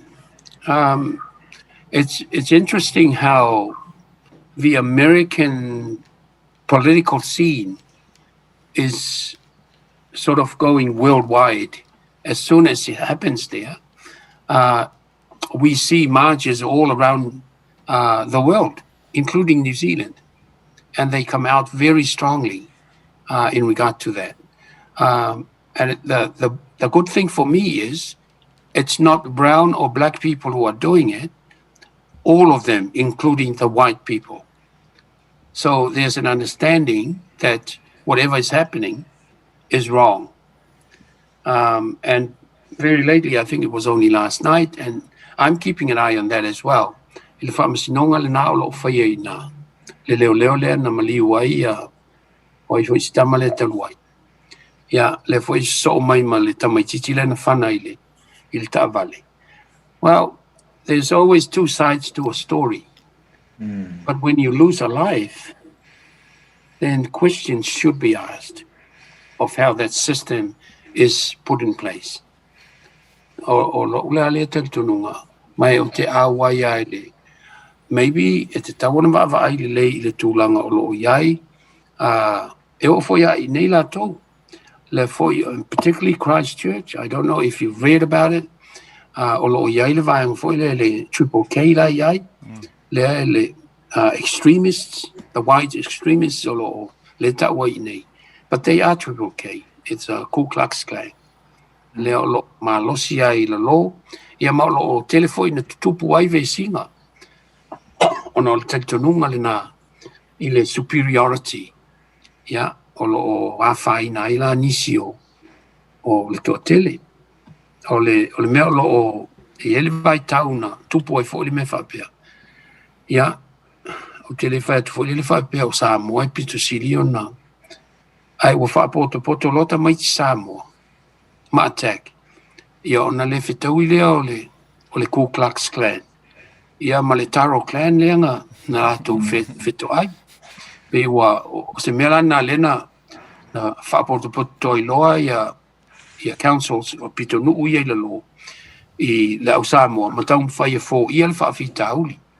Ina ia wane i tupu tele.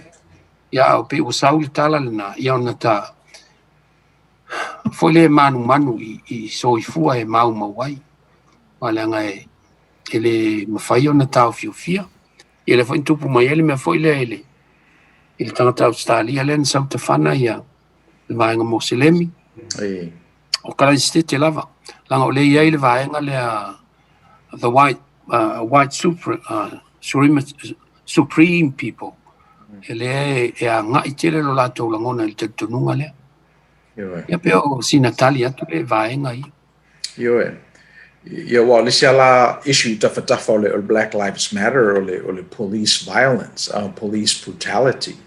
Right. For we know for the law enforcement, how can we move that conversation forward away from its slavery beginning? Pe o le sina me le o lo tai nei te le lo po fa pena fo yo na tilo ye o to ina New Zealand. O lea o lo tau tupu fo I nei.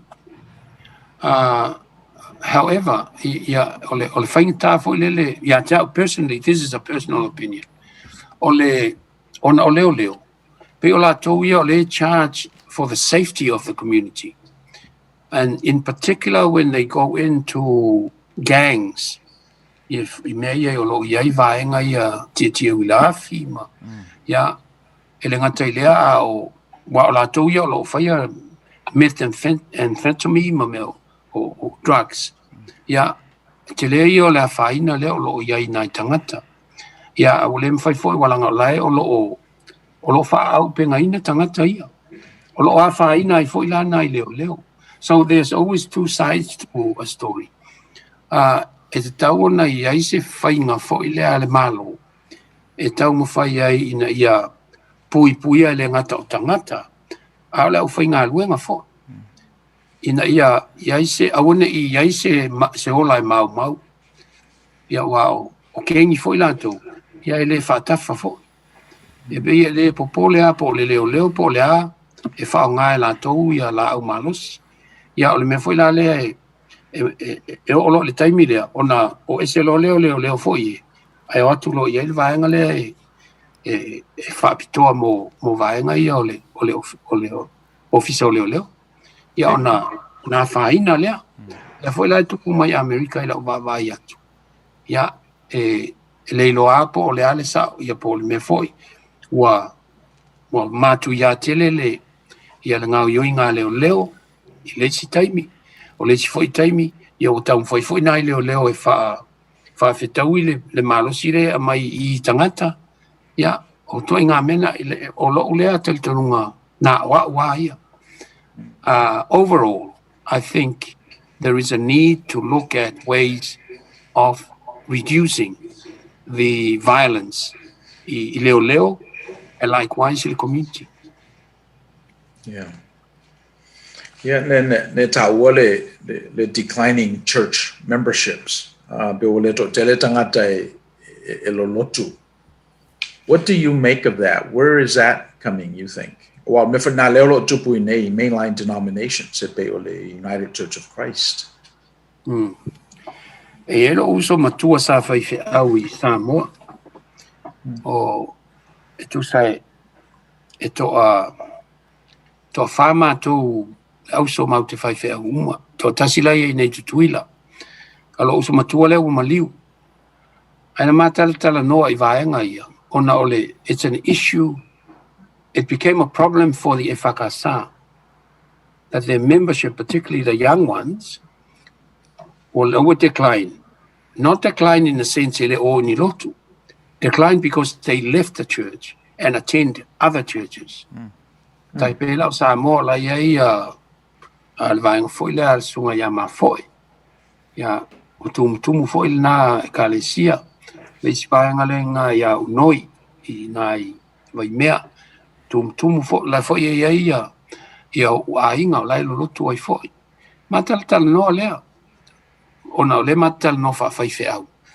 Po le ale se mafuanga ua mafua na o ese ia le tupulanga. Tala vou mai ekalesia the main ones. Pe la o le whakasa, me tutisi. Ia, e whai mai leo lan tala ia te. Vai, ia ua ia e te tauna fia lau to ina ma whai fe au. Whawhenga fia o ngai e le fia ua e se kanga kaulolo. Mai le ai. Alanga o lai tiro ia la tau, ai le vai I le loto. Le vai le fe au lai whai. O la tau ngā luenga ia, o lana ia viu. A whai leila ngā luenga le whai fe au sa whai tangata nei. They've got the development. O la ua to e lui tawina o la tau mā fau. They are still seeking. And they've gone on and developed more. Whatutu au lotu. Lotu isi shia I nā ma lona winga. O le ata mai ale na mau atu I. Le lava o lo wha wau pia. O le, that's his positive view o le mele o lo o iai. Taipe o le mea fo le, o le tamaititi na o ngā atu I le tūlanga lua. Wha solo tu ai. O whai a onga ia na amata ina I mamatua. E te tau au na la vea I le vaenga le development o le tamaititi. Ia peo lana lea va ai le vaenga le. Au tali tonu foi la au iai. Yo. O mantu ina fetala inga le li ina o mai ona so ofa mai sole. E le vanga la fa malo lo I lo ingoi o. Alele au fatasi mandato. O le me tauna fai. That's Yo. quite true. So Jonathan, you've been generous with your time. Alo ta mai la ta longo ro no ingo o mali tula. So por asa usau nanga mulmuli. Ia ona fa mawele I la talalanga. Ia. E momoli atu le nganga whaafitai lau sunga I le li fo mai whai fe au. E mai se foi o le whaafonga anga a Samoa o lo whaafonga mai po whea lava le mea o whaafonga mai ai. Moli atu le nganga whaafitai na la mana I o lo tangata whaatau wa. O ani ni au ngā, o ani tā leni foi sa whaau ngā ina ma o lo o whaau ngā ina pia. Ia le o tu whaatu ma whaaso atu. O le langona lava, a whai e iaise au ngā. E a vea malu I tau I se tasi. Ia e sanga tu mau e pea le ola whaatua tua e maise o le ola o ina. Ia peo nai langona vai ia. O na o le taimi o pupu. Ai mo moli atu le nganga whaafitai tele. So express my sincere thank you for the opportunity to share with you whatever part of my life, the talents that I've used, and the praise and glory is to God, not to me, not to anybody. And hopefully, whatever I've shared with you and whoever is listening, that they use that as a challenge for their continuing life in this world. Yeah, whaafetai lava, ia manuia tele le nei aso. Ia, o le tātou prokalama nā, whaafetai lava, Jonathan. Mo le whaasoa mai o le tomai o lo iate o ia mo le tātou tunuu. Ia manuia whaasausanga o le tātou tunuu o le tō ono Misipouena Tagaloa. Mai o tō manuia.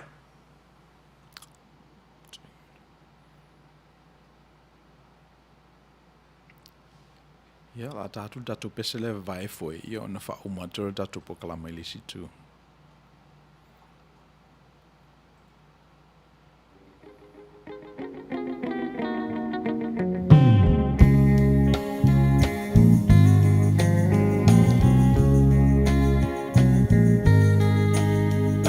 Samoa e matalasi Ua sio mia elesami Atu mangalanu lauava Mea I pia o tangata La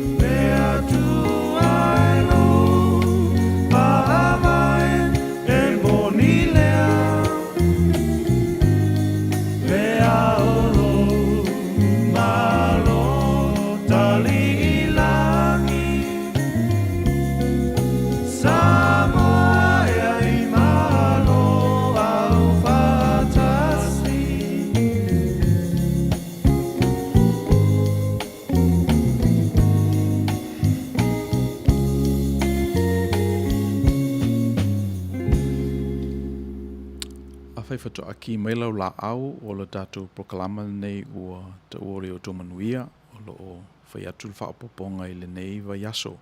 Whato amaea ia le tātou interview ma Jonathan Paul i le fale o le whewhi au malolo manu malo i Aotearoa. Ia nā ana maua mai ia le whai unga o le tātou interview na toenga mai le vaso o mawai. Pena vanoe whatalo whātua i a fia, ia whapefo i ma Puava, ia Maltina i a Helen, o lo whalongolongo tāpua i mai le tātou prokalama. Tele mena tā ua i le sunga i a Jonathan, a lot of soasoani, compassion, sharing, le ngā luenga le social work, pale whengai mala ngā luenga i le kalesia. Pe o lisi lea divide foi. E whawhewhea ona e whesoasoani i se tangata e au noa ma le whaalangolango te le mai o le nā tangata i lau whesoasoani.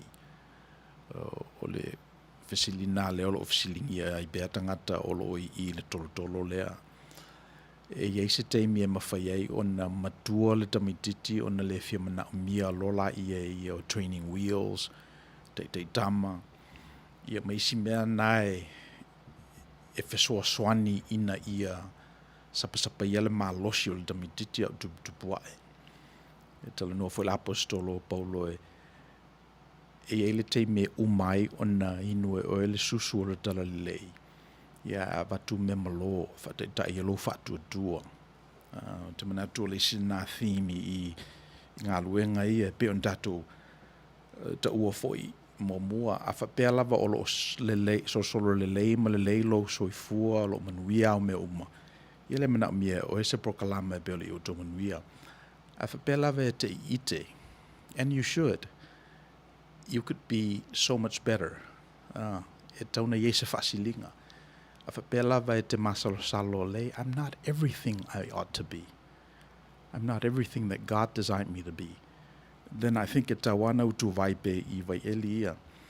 E wa lesi la challenge lena ta ua fo e Jonathan. E pese ia iai le vai eli le na e alu iai mautu vai iai. Ia ele whaamalia I na ilo na ngā lala. The legal part of the work. But it wasn't until he started doing social service and that led him to leading a parish ministry when he really got connected to that which is important and essential for him. Le na whamaila na tala ina o fasili le fasili legacy, o le ale legacy mo oe. Me le na tala o ngā luenga la vale atua. Mai e tele fwoi lava le whauinga ina o le upuna o le ngā luenga le atua. It doesn't have to be just heroic stuff, tending a sheep and minding a congregation. O ngā luenga fwoi le atua e ma whaiona tele ma whalau tele atu fwoi nei lo le nā. Whamaila na tala e le eise misiona I le legal part of the work, but the social service part really spoke to him. O lisi nā mea e te tawana mawhau mai tātou I le mo'i fo I re nā tala. And only you can know that. Only you know that you're at a dead-end job. That the only reason why you're there, it's not because of sense of calling, but because it's a paycheck. It meets your obligation because you have bills to pay. And if it weren't for that, if you were free to do whatever you want to do, you'd do something more meaningful, more worthwhile in the face of eternity. Lela yeito inga ngā luenga nā le whamai Jonathan o ngā luenga le tua. Whatever that means.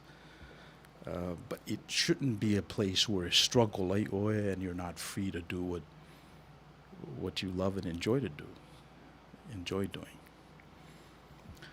Ia, o le si mena ta ue e Jonathan o le nganga ta puai. Le nganga ta puai o tangata Samoa po le alawa le whatawhaita ulanga o lo ngā lulua e te tawana I le winga lea. Lea na whamatala e le li I whamele li. I la atala noanga ma le tina e lunga o le vai eli I sukala. Whamele li I na ofisili le tina o whea e le tāpua inga moni. familia li e o mai le taimi e le to tapua ia I Jerusalema po Kirisoma po le nei maunga I Samaria. Au I lātou e tapua I le tua I le nganga ma le whamaoni. Le nganga ma le whamaoni. So o le tapu ingala nā lena tala noa ia Jonathan e pese I a mawhailawe o tātou tangata o na tapua I le tua I le nganga ma le whamaoni. Ia e fua mai te se lau na fua. Ia mai manuia fo I lo tātou atunu o na ua whapeina o na tāpua I o tātou tangata I le tua I le nganga ma le whamaoni. O le si manatu na mau mai a Jonathan, culture needs to evolve. Sui whainga ai le sui whaawai. Ia pe o le sial na, let's say non-negotiable o le tātou prokalama. E te tawana evolve bea. E te tawana e utu vai mai I nei le nei vai eli o na matu le o sina tipi e ese mai nei lo le tipi na maua mua mua. Ale o na ua suia, lau whaalongo ma lau whaafonga. O na ua ye fu se mea tupu I nei. Ale o le na ia ua ye fu se mea ua langa I fina ngalo le tātou au mata ma le au mai moa ma le au whaafonga. Ia na whaasoa mai la ia se I o tātou nutia whaatasia. Ia mal whaamoemoenga lava o le utu o manuia I o tātou tangata. Ia mai se I lātou o loo ma whai ona malama I le tātou ngangana. So whamai ala Jonathan, e te tau lava na evolve I le culture. E tau na sui le culture. Upo le tātou tunu e tau a o na sui le fuata. Ia ma sui le lou.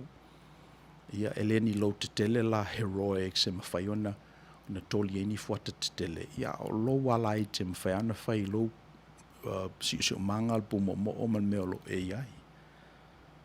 A matai nao na sui le titi ma evolve le titi. Ia na whapenala I ona o na tupu o le tātou whatutuanga ma le tātou manuia o le tuolo ia tātou. Le simela na tā ua e Jonathan le tā ua o le capacity building. E te tā ua na o na whatufunga ina tātou I e pito I lunga. Le o mātutua, tū la toa. I lātou ua sinaro lātou la wao I le tu inga ngā luenga le nei. Tau na whatufunga ina I tātou e build capacity o isi tangata. Build the capacity o tupulanga la lovaoa. Alva yaso ua mawaena a whea ilo ofisa e nai. O le teine ma tau le lea e tō lua. Nau mai whai mai e fia whaisa lātou whalapaputonga. Ina ia apply grants. Ina ia fofoil whawhitauli e returning citizens. Tamitia sai whalpupui tau sanga e tele. Former gang members. Ia, no whalema whalongolongo I la lātou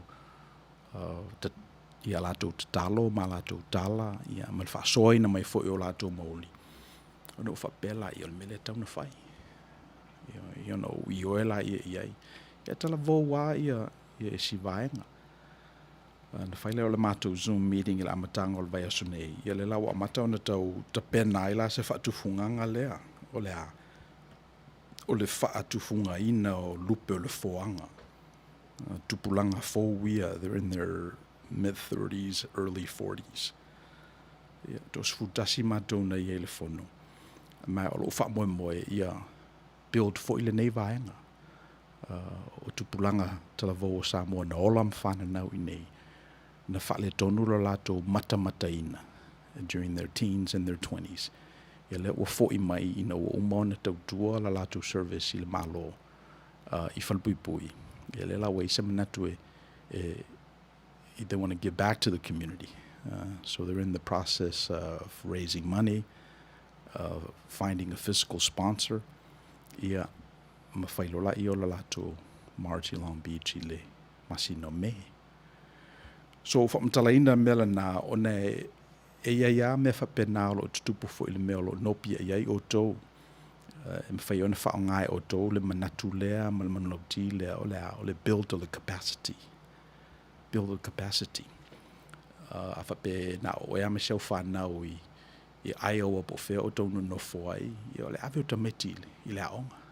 O le sile nā seemingly insignificant capacity building. A le me mo I lava na le tala no e Jonathan. Se me le titi whapena. Le whai o le lunch o le tamaititi me encourage them. Ma te mi umalawa e te oso ai I le whale, enter. I Outou Manuia, ofo Manuia atu I tangata. So nai mela aitea na mata ona build the capacity. Ia ona whateleina lola ia le nganga o le tua. Ia mana ia lala na upulea na ua fesilipo ua whasolo solo ina le leo tatu tangata.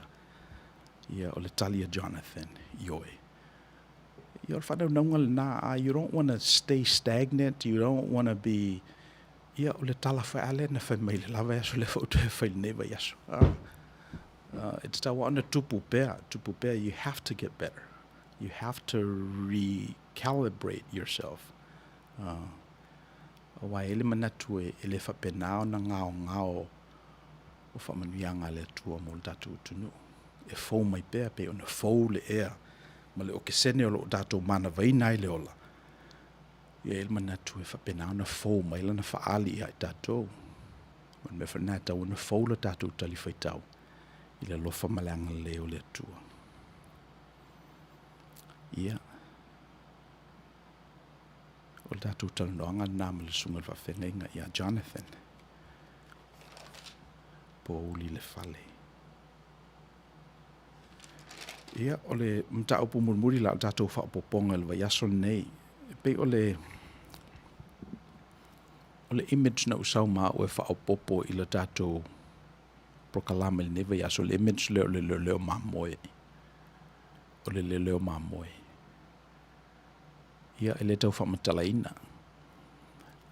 Ai atonu foi ona o tātou lava o tele lope e se ainga sa moe, se la tau lafu mamoe. Ape se whinga tāle analogy le nā. Ai atonu e mawhai ona lata ia se tina malana whanau, se urunga li I mala whanau. E whapenale winga o le matua. Whamaile li isa ia le leo mamoe, se laua na mamoe. E te ua whaitau atua mamoe le isi a fiafi o Misi le tasi. Tu ulo le iwa sfuru iwa I le maunga. Ia ai alue, sa ili le tasi lea o le iloa. O maua, fufusi I ona manua, whaafuata ilo na ua, o na au mai lola ia. So e pe o le image le nao le lo mamoe. Mai le li o le mel na whaia le tua. Mo tātou. Il manatu a whauwha pena ina fo I la tātou whanau ma ainga. Ia. Ona whapena fo I la I ona utul Manuia o le tua ia tātou. Ma o isi whata oto te mantuaina o le whata oto le nai. Te maloa ma. Lana whanau e tō lua tama. Ui wha mau mea. Le ngalo ia tātou tala. Au le mamoe le na se le tama matua le pe te leina. Ina ngalo ia tātou pe a le nini ila tātou tosi ma ono sa ila tātou whaitau le pito I tua o whata otol nā. Ino tātou I loa ila ia le se matau tia lea. Le se I tonu le pā. Le se o le tangata mi o tonu. Fai umame mana oilon tama. Ina wa saulo na uso sa le iloa. Ta pena ele li ia le pati mo lo natali. Ia pangale o le mfai ia na sa tonu le fale ona o. Manu olo na loto. O ti ngalo na loto. So atato va ai to ala ia ele winga na tato. E se alo tato fia pe aleanga mea. A tatou whaalongo o laua tupus whaalave. A me sea se sa avea ma o tatou fili. Anu tatou whaapela, ia o matea ia. Ele winga na tatou le tupu ile wi. Le tupu ile matua. E pe o le whaatufunganga e tauna whaatufunga I tatou. Le na watu mua. E te tawana whaatufunga ina I tatou o mea umalava. Ia Manuia. I Manuia I tātou wofo atu le Manuia. At least a mata ina. wa a umila o tatou whaia le mena ma tatou board i le whainga le mena, o na tatou ilo aile i o leisi tosi i tu ato le tosi na, o le ale tosi. Famile li i Outou atu, ai ofo atu le manuia, ai le o iai le tangata o le manuia na te utuina le whamanuianga o Outou. Whamai toi fo i mai le manuia. So te mi umalava lae te ulu ai ilo fale, tō le manuia, e te mana tuaina lava le toi fo i mai o le manuia i ate oi. Ai a whape iei tangata o le manuia, a whape iei tangata o lo whatufunga ina i le mea lea tātou te tala noa pe e tangata e ta tau i ai, o tangata e whaila lātou taulanga, o tangata e whateletele ngese lo lātou whaamalia ina. Ia, e le toi fo i mai lālau manuia lana, wa e utu i ele manuia, i ona manuia ai la ia. Ai mo i lātou, e le o whapeina lo lātou whatufunganga. Ia, e toi fo i mai lava i ele manuia i ate utu. O le ame o tātou mawhau i Natala. Ona o leo mā moe. Leo mā moe le lei e pese i o le tamā. O le ngata ua whaile pāti na ua fo i mai lo Natali i la ititi o Salamo. Ai nā aru fo i whaau le ole lo Natali i matua. Ina ua le mawhai e ia o na sau e fia whatasi ma le uso lea na sola. Whamaili tala ala ta maa ilo Natali. Tā e. O au mea o au ia. Lona winga o oe o le suli. E umaloa o so o ma oe. So o mea na oe. Ia, ona otorola i o le nati ma le invitation. E te le o fia ea. O wā o lo uso sa oti o ola. Sa le iloa o maua. E pe o le melna o le natina mo tatou. E le ave sea ia ia. E le winga o leo mamoe. Leo mamoe lei. Ia e whape ino na whaia le tua mo tatou. Ia malvanga munumuri lao tatou prokalama il neva yaso. Yo tatou current affairs, current events. So pe me mo moale I tu o le infrastructure. O te lo lopo o faile saunoanga al Palestine le joint session of Congress nei.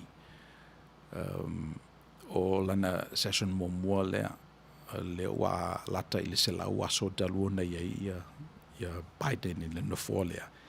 Ia le la o manatue la faila na lana talanoanga o malaona ona maua ume news media ia le transcript o lan tautalanga. Me pe o le mea mata I tuina lava I lato o le mea le infrastructure. Le la atala noa Biden I le infrastructure. Ia le ngatala I infrastructure pe ona masani ia pe o awala o awala lau papa, o freeways, internet. Ia a invest fo ilai tangata. Whamaila lato tala o le isila na infrastructure te tawana o na lelei o tangata o le tunu nei. So la matala ona free ia le ngata le K-12 le iei nei. Le free fo ila le pre-K. Le vanga ia te toru whātau sanga le au vanga ia nursery. La tutongi le malo ia le vainga o tamaitina ma le au ino tamaitina ia na tutongi rola ia le K through 12. Ia mawha o popola ia le lua tau sanga o korisi. So rona winga a e sauro lava le tunu nei me whanau le tunu nei a mata loa na o ina o e whalea ongo le tunu se ia o lava. You know, ile 2 years of college, so associate degree. You're free umala mena. 1.9 trillion ia le tau o le mena. So le whalawa tu lei mai. Wai ia se wha amanatu.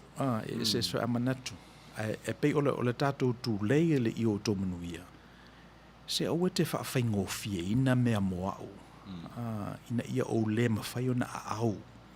Ina ia o le malosi. Ina ia o le whaatua-tua I se whaatua-tua sili atu nei lo le mele o te iei nei. e pe o le tuleile nā le Outou Manuia, langa e le utua e le tuolo na Manuia i me whatau waa whapena. There's a hierarchy that's present in all of these things. Le whaasolonga o mea. Mai e le tutusa tā leni na tūwhai tangata. E le whape ia o mai la Outou, te lima o ma Outou. Ele ese ada leni fata tau le malosi o tangata. E la lo manatu le mela na tupu pe a whapea. Pe a so na whai whapea le o ina o le ale ese value. Le ale taua le tamiditi. Wapere si nā mea na uiloi na ua usau mai tutuila ia pia. Tutongi o ma so le tuition o tamiti ia. A o mātou tutuila. Ia e fui e tuale vasenga e taulunga sifulua. So le wingora utala. E pawal tamititi e alu lea onga, tamititi ata mai, tamititi lea tutongi lana pili. Le si hipi vau uma, ia no nofo i tua. So le memo mwana leo te vai e nei le infrastructure bill lea. E tasi le issue te le, o le transition o mea ngi o whainga mano. Ia e pila o na iai le mea o le whaatatia o le nawatau ma la tō manifesto o ie. O na o le piu e taranoa le upu le te tau o na whaaffaingofia ina mea mō leo la tia e o le tangata. O na winga e iai le mea fuule le o le tau mawhai o lea whainga malo e whaata oto se whainga le lei. O na winga o me so e matanana tangata. Ia. O le ngalua le tangata. Aisea, o le tau fonga o le tau mawhai e whaaffaingofia. Ma o te tatonu na tura leo langa le tatu anga ia. Datu a mata mai si o langa struggle. Whaingata. And struggle was or is real. Ile mwhai a tupu pēr wa ai. Datu a mata mai le whaatu e tafurafi. Whasolo ina uarua e watu tipo tiwila. Lea la o tatu le to e whaamawhanawhanaina se mea ai se o ngaumu, e o ariki o ngaumu, whaingofia tongi to tono o microwave. A o si itia i o leolanga, o te taritonu. O taimi le si mea tā ua e whaingatā tele o no tatu, o le hauanga i le soifuanga o leolanga i le mea o le whaingofia o mea. A o ia whaingofia. Ele tau ngofia ron sa ininga. E pio, tasi le mea titilo iai mei o suinga o malo. O le tamu whai o lea whainga malo, lea vaenga e tūlai mai. A wai tūlai mai e sau malana malana tala au mai i lea tunu o le mea lea la whapea. A u tūlai mai. E tamu whai la vai si itia mea ia whaingofia le tangata o ni tatonu. E wa pe le na whawhitau le tūlai mai le i le palotaina ma le whiwhilia o tātou teitai. E whiwhili i tātou i polo Misi. A tangata o lo whai mai la lātou platform. A mana ia le whalongo. Ia mana i whule osi. E whapenale winga o tātou. So, and part of what a good democracy is, o le educator o lātou tangata. Ia o ina tangata. Wa o le siala lea fina o dele lava i le education system. Ese tā leni a tangata. Ese learning practices a tangata. E tangata e, well, e tele. E learn ese tangata. A whapela e whaise au wala, whaele tanga tusai pe ta tasi ai ia mea, ia on tupura whawhitauri. Wai o mena leo o tele ina wheo lai tātou tamaiti. E le o whaatufungaina i lātou i le mea leo o le study individually. E whiwhia tātou e study maisi tangata, study whaatasi maisi tangata. Ia tāulal mena o kopi. E whaasāla he le atu lulunga. In fact, o le wamatanta o sui le titi, a pese i o le o ngātu tonu o le oina o le tamititi is from this individualistic basis. You pull yourself up by your own bootstraps. I le se fesoasoani ate o ne ia malosi e o wivi. So o le mena le ua iai, o le si mea le Governor President Biden o mea le o family paid leave. Pe o le a amata ona totongi tangata ina ia tausi le lei o latou ainga ma fesoʻatanga faaletagata e ese mai nei lo le mafuaga e lea ona faile galuega o le a faina la ia for profits because o le mea lana e ala ona fai le se pisinisi profitable ona will provide product and service e faatau le maketi ai ale providing ala o le product and service e taugofia e faatau le maketi ia ona gaula i o le business ia o family paid leaves umai e pe faatiʻitiʻi le mamafa o le evega lenā i le o fai pisinisi atou loo fai atinaʻi ia e tatitilotilo foʻi lea le service lea latou aulotu e fai mea le food bank ia saʻili a lea ua tu faafaigofiaina i le toʻatele ona i tagata ia ua pe o le faamoemoe a mo i latou homeless o latou e le o lava le faasoa a le mea manino o lea ua aia me tatou lae ia ma fai lana papata faapena pe avaai mamao mai a ua tatū ai e le laina ma avatu le mea ia o le homeless e le gata lenā ia o le tele ona i tagata ia e laʻu a latou packages i Filipino po fele me ave i ai e pe faapena e faamaopopo faale seʻi lava se container i ona siʻi lai ai mai mea ia pe o mea na iau te iloa so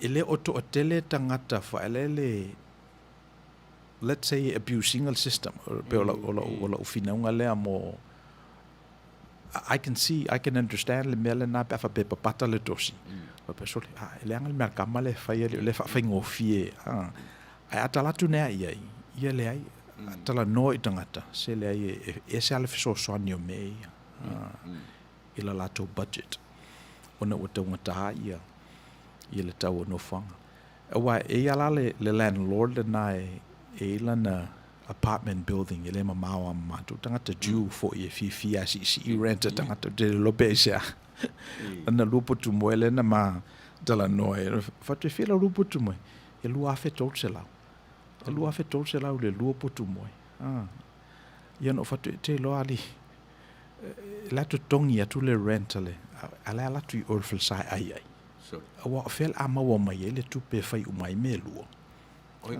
e own e lelii e own e lelii apartments ia o le mena famela ntala le mena le ui le maketi taufao le lua afe tolu selau i le lua putumoe e maila le umi o le laina o le applications o le tagata o lana tala le ia e sau ai i le ua lea la e o mai ana tenants ai i le food bank o le uiga na lau tala o le subsidize e matou ia le lifestyle ia e le nofo lai i e nofo i Belmont Shore so e pe o le sina mea ai o te nofo pea ma o fai atu i te lo o la tali o apela amo te ofo so le i le si ma fo fau vivo ale le ia e famela nta ia le au te fo i lo o lotu ma lo sunako ma e o fatu wa luas futulu lua feto sa lupu tu mo ola kau kaso le tongota a famela nta la mena na tongi le market ona o mai tangata i the downtown area no nofo ai ma fainga luenga ia o fainga luenga i le lawa o fo de la to ona tongi i le rent la al mele le family paid leave I suspect e mawhaiona o na tala pepelo ai ia tangata foi wa i sia ia mea ese le creative o tangata e lolo lava sina mea whaelele ati ai ia na ati lola ia mo lona benefiti mo lona self interest wa pe o le salna ele fanele ile potu everyone operates from their own self interest but it'll be nice if you get that up front la self-interest yo self-interest le fa bem okay la uma watu a pese yo le winga le na dato ele ma faia ona avesea e dato te loro lava se me benefiti e dato Yeah, we take advantage of that. It's not bad, but it's just that I think e mawala vanoe if I me fapena itu la fono fapea. Family paid leave. Le tina whenga ima maitanga, ia le ngatala na ia ufa popo foila ia le tama. Ele ngatala na ia a broad level of definition of the family. Im whaiona ona include a significant other, include a partner, same gender. Ia, o le nei atu nuu man ka pi o le vaenga lau ka i le infrastructure. O le tele o aso uma ke laku o le lava develop ni tau awana. E pila o le ua ta pena Biden I lea vaenga whapitoa. O le 1.9 billion o trillion. Yeah. O a tonu la vaenga o le infrastructure le la anga iai. O ni malai va lele, ni wafu, o angi mea la koe kam whai Amerika koe pio on the top of all these luxuries. Fei lafi o establish le ke lo mea o le development internia kung. Yeah. O lea la toi sengi le si 1.9 trillion. Yeah, em whaina la ititi atu, I mean, peo numela na ia float mai, em whaiona sili atu fo ine lona. Yeah, I mean, e tele ame em whaina arwe ia tupe. E tele ame em whaina arwe tupe. Money is not a problem wa na le print ale mea. Wa me la atato va aine ia o le inflation, o le alu lalo le worth o le tala Amerika. Yeah. Pale whenga I maisi tā la isi atu nu. Ne ta ua le exchange I le vau o Samoa mai nei. 219. Tu tā la 19 sene I le exchange. Yeah. I le mamau atuana, lua tā la 5 2 days ago, yeah. O wa onga ia pia. Il vai te mina onos furuiva sene I le tala Amerika. La tau sanga na. Ia o le napi o le teimiana o le onsu sene. Ia. Saro fitu, well, fitu iva, valu sifuru. Nano ina, o le exchange le nai. Ia, na aru ala I lunga alu mawalunga, mawal tolu tala ma sene. Mantu ina le exchange vai te mina. Ia, le lau pa ui lalo. So, o isi nā mea tupu I atatou, a mese al malo tele o Amerika. Let's see, what do we have there? For my fear, if I go fear freebies, o ase mea o le ise self-reliant, o le motivation I le tangata onga. Ia. Io o le mele pe e paso elu mafofau, o tangata I nei, if a mea la totala, there aren't any free lunches. E le ise mea ta o se free lunch. E mo e free a oe, a le to tongi e le ise tangata. O le isi na anava, a le nega tunu, there aren't any free lunches.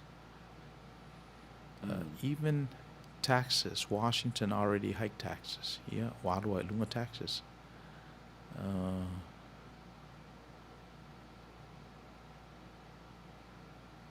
Sekiale a user and abuser.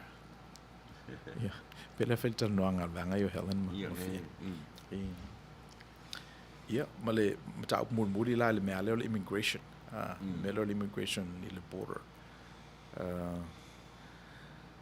Basolo wote amasalo pe se lauli mas fulu la fa automatic mai le border. Le ono no fo I le convention center Long Beach.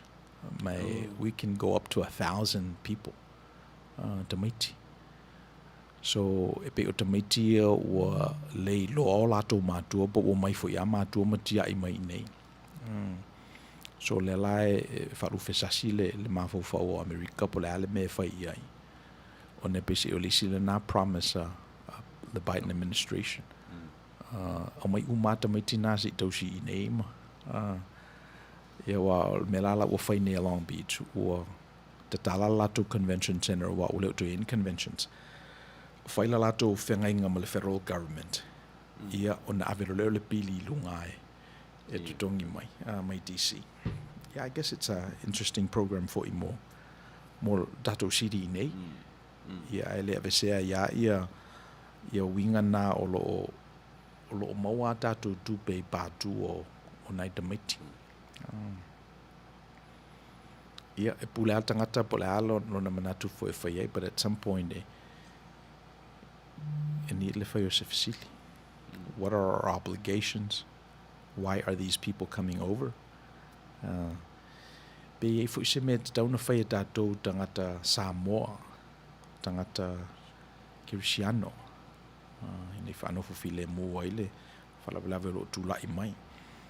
Ia wai o te leilo isi stete, au le stete a Neo California, me whai na maua lo driver's license, undocumented.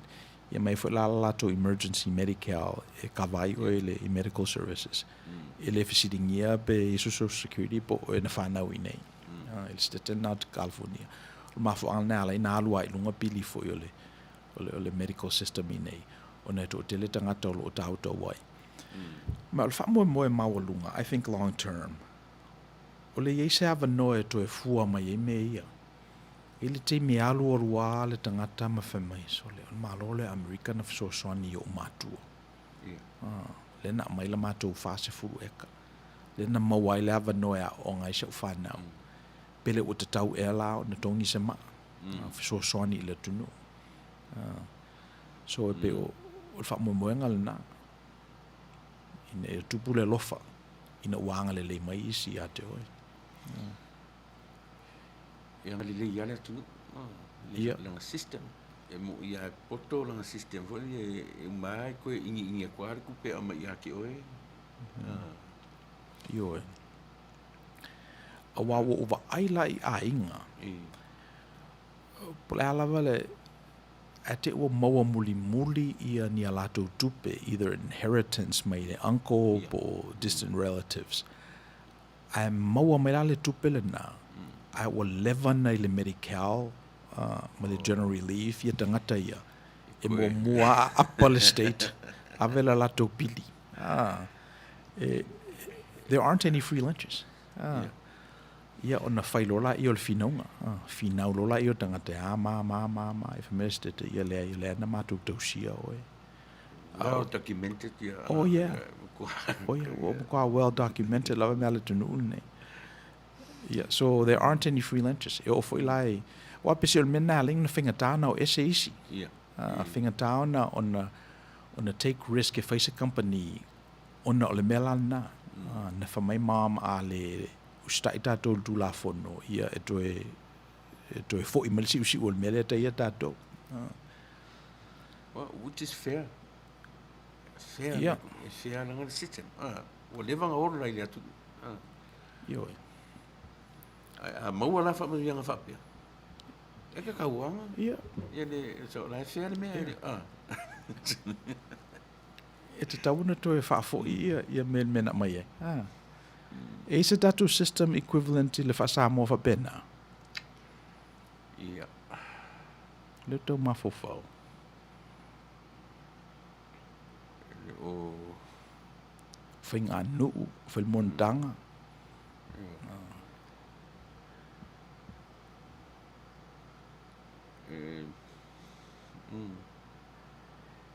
Ia wa a Manuia lo la i le tau le NFL. Ia la tu le e whau le whale o lontina i lo lato. I lo lato peace.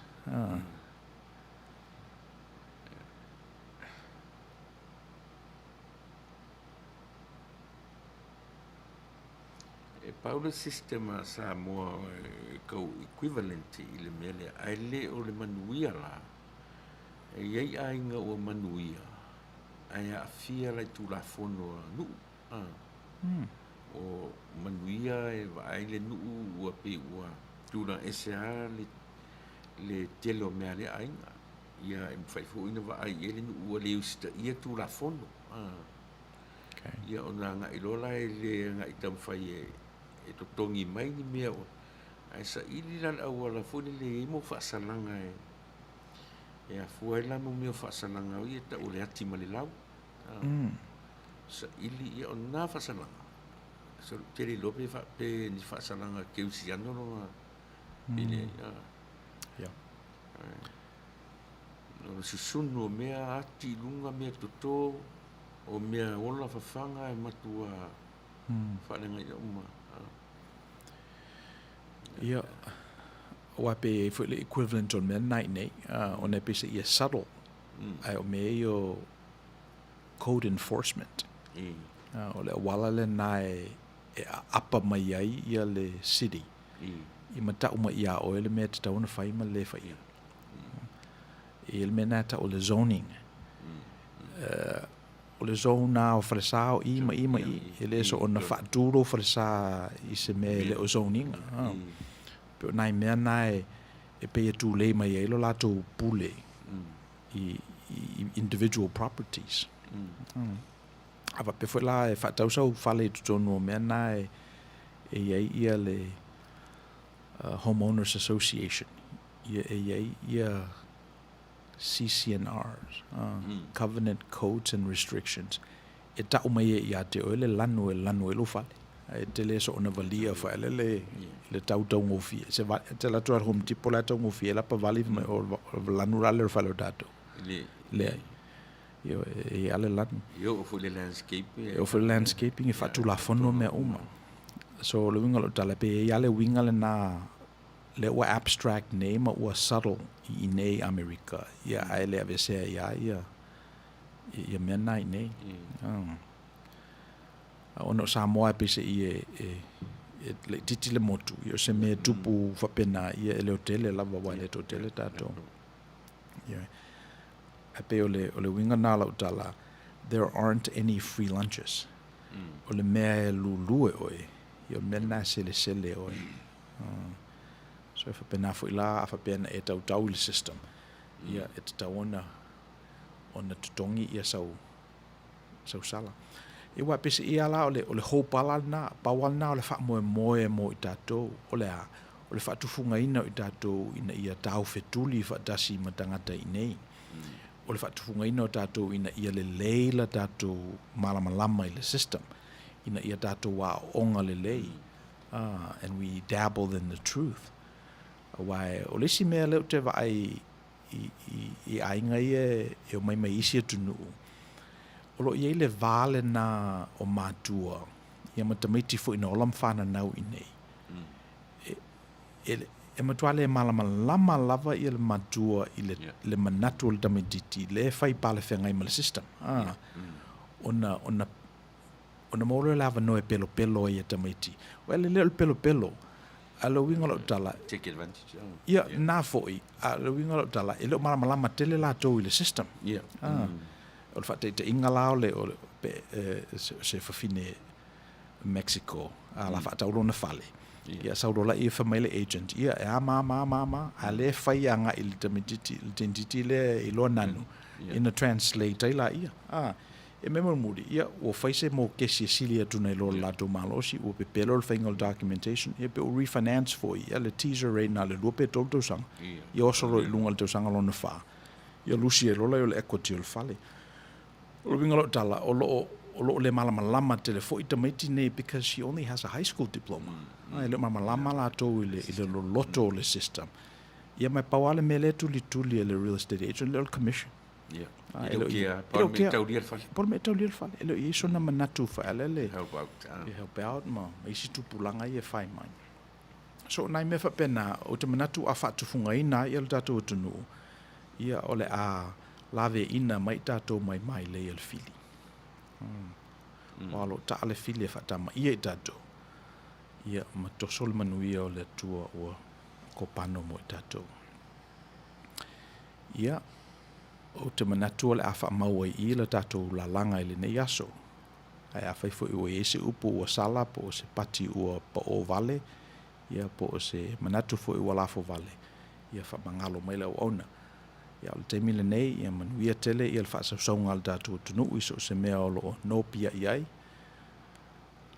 O lo to o ono Misipouena Tagaloa. Mai Outou manuia. O Samoa, o le atunu tofi. E le o se atunu utaliola.